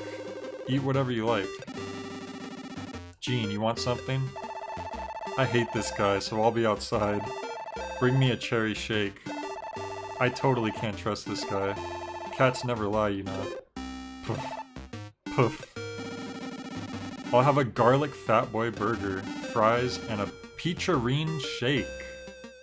Huh, a peach/tangerine shake? Never heard of that. Peacherine, how refined. I'll go get it. What's your name, buddy? Says the mysterious man. Who the hell are you? Nobody you'd know, just a Japanese guy passing by. So, what do you want? Hey now, don't get so defensive. How do you know that man? You mean Kamui? He's just some dude. A friend? Nope. Okay then, be careful. That man is dangerous. I figured that much. I bet you did. Your bloodlust is pretty hardcore, like nothing I've seen. Yours is pretty obvious too. You're a detective, right? Wait a minute, who is this? Maybe. In Japan, I would have shot you in the face. I would have killed your ass first. Don't get killed by Kamui. Don't get killed by America. Oh! Thanks for the warning. Could that be someone from the Silver Case? Because there's a lot of detectives in the Silver Case. There's one person in particular I think that might be. He's like an older detective. Sorry for the delay. So what do you want to talk about? Well, actually, I wanted to tell you how amazing these burgers are. Sorry, but save that for next time. We've generated too much text. Localization costs are getting insane. So I want to keep things simple. Do you feel me? No problem. I'm an ADV man myself. I'll keep it short. Come to Tokyo's O Ward. There's Zero Ward. Okay, so the first Silver Case takes place in the 24th Ward. Second game takes place in the 25th Ward. So this is the Zero Ward? Yeah, if he knows Kamui, he probably was one of them. There's trouble. Got it. I'll go help out. What sort of trouble, anyway? It's complicated, is that okay? I'll give you one line. Juvenile lived in Zero Ward. Is there a death... Oh, so there's a death ball there. Yes. Thanks. Those caps locks. Funny stuff. So where are we going? The airport, duh. What about your passport? Do you even have to ask? It's at home. Let's go back home. Did you find it? Shit. Huh? What's wrong? My passport's expired. God, you're such a loser. Oh, they have to go to the DMV. So how long will we have to wait? No idea. It's almost summer vacation, so all the kids are getting their passports. Hey, you're up. I can finally go to Japan. We're on the plane. Japanese airline food is delicious. I've tried it. It is pretty damn good. Well, I've never had any other airline food before though.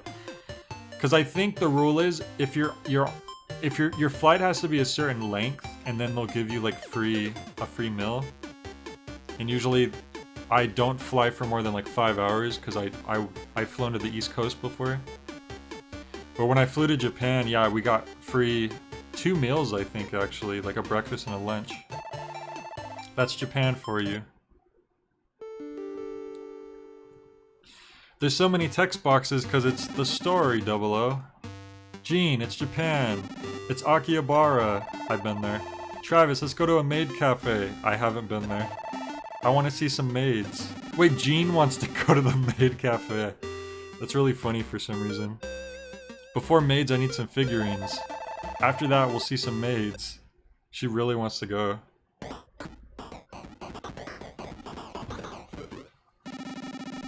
I'm exhausted. I'm sleepy.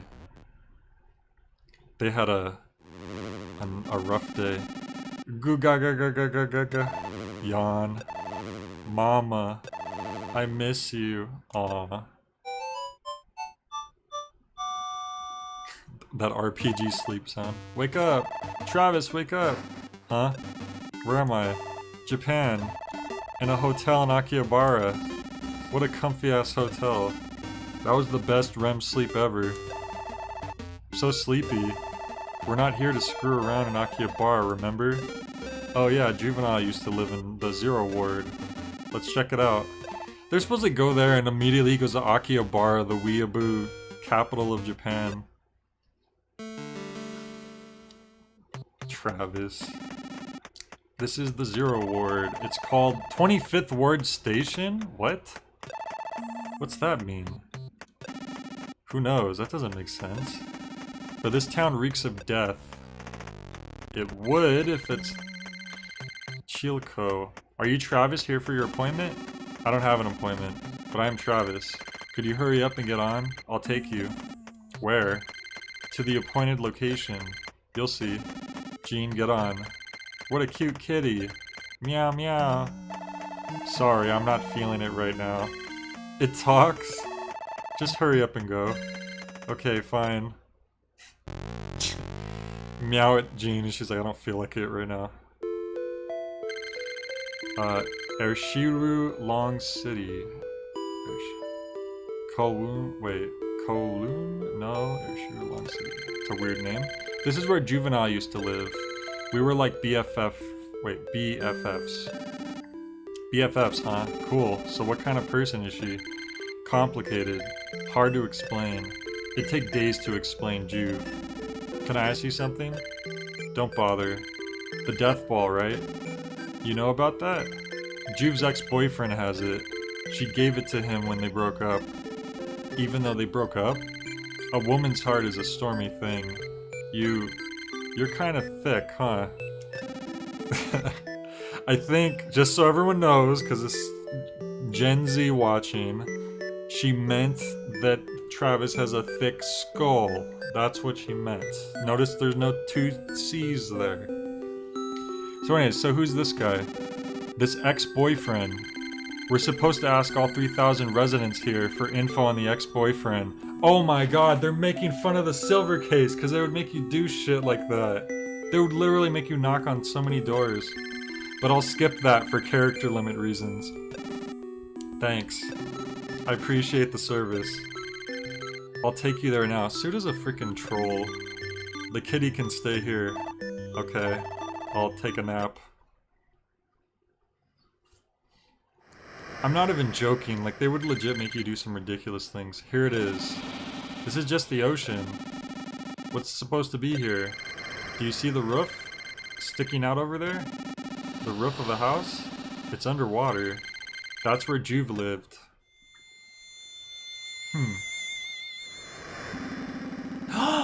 Wait! Karumizawa? Karumizawa! Fact. That's the guy from all the endings. Do you remember? Like, Kuromizawa appears as a illustration. Kuromizawa appears as a polygon. Kuromizawa appears as other things. Yeah, that's him.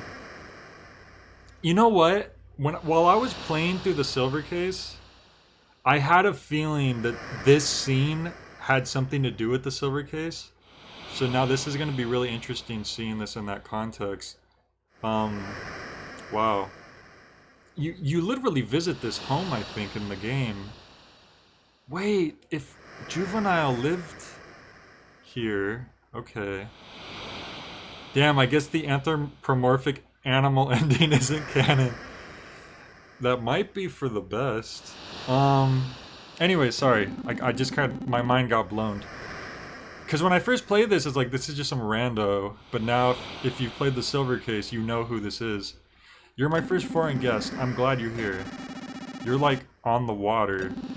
Pay no mind to that. I'm what's called an observer. Yep. This is nothing, really. You're a creepy ass dude.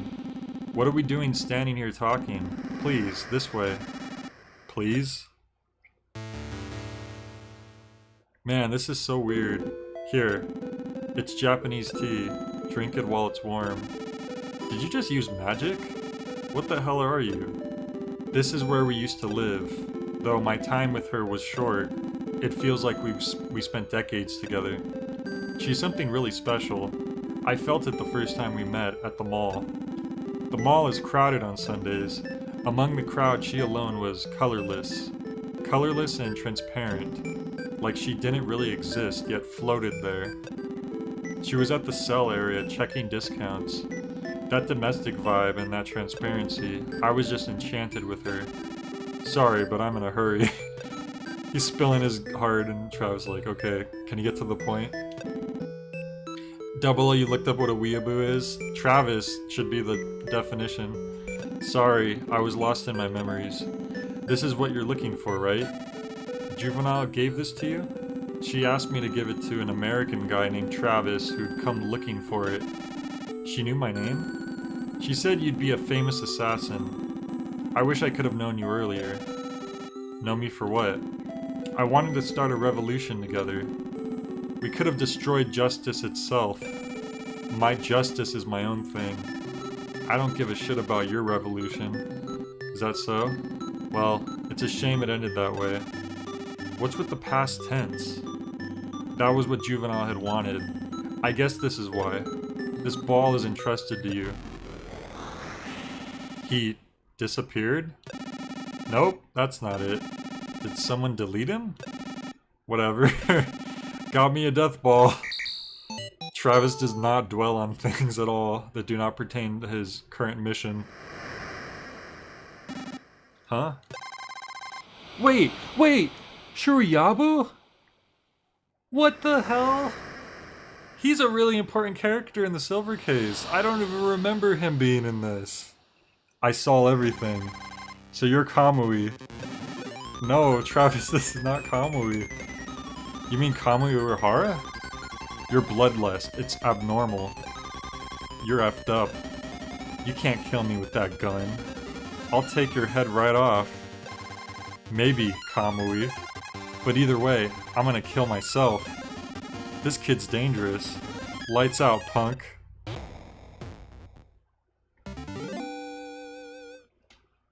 What the hell? Man, my mind's getting blown here. Kamui. That was an awesome move. It was a legendary suplex. I meant to throw him gently. He's out cold and his eyes are weird. Hey, bike delivery girl, can you take care of him for me? Sure, but are you gonna be okay? I'll swim back. To where? To America. Travis is gonna swim back to America. Freaking insane. Damn, that's quite a workout, swimming all the way from Japan to America. If you don't die on the way there. Dr. Manhattan. So, the Kurosawa guy, he's kind of in this state of existence where he doesn't have a physical form, but he still kind of exists, and he's not quite a ghost, but he can project himself places. That's as best as I can explain that guy. Shuriyabu is he's one of the main characters in the A story of the 25th Ward, and he's a detective, but then he has like this awakening and he becomes like, I don't know, he like awakens this special ability inside of him, and he tries to uphold justice, but he's also, hell, I'll just say it. I mean, who's gonna really play through those games? I guess he's Kamui's son. But that's confusing because he wanted to kill I don't think he knows that he's Kamui's son. I don't think he ever finds that out in that story. I think someone else tells someone else that. Anyway. Death Ball acquired. New game is he only swam to Hawaii. Only, you say. I guess swimming to Hawaii and then taking a flight to Texas would save a lot of time, though. Alright. So we'll wrap up for the night. Maybe I'll do some of that Gene stuff. I'll do the Gene as off stream just to get that over with. So we have 2 more death balls to do in the main story. We'll do those next stream. If not that much time has passed, then we'll do some of Badman's story. And then the final stream we'll do all the DLC stuff. So it's a DLC level, and then Badman, the rest of Badman's story, and then Travis gets one more story, which helps connect things to No More Heroes 3, and you'll see how. And that story chapter is kind of long too, so it should pad things out pretty well. But yep, that's gonna be it for tonight. In fact, I hope that your No More Heroes preparation has helped you understand what's going on a little bit better. But I don't blame you if you're confused, because Suda's just confusing. He's just a confusing person. I think he's doing it on purpose. But yeah, thanks everyone for joining. I appreciate it. I will be continuing this tomorrow. No More Heroes 3 is getting closer and closer. I'm getting hyped. And I will catch all of you next time. Have a great night.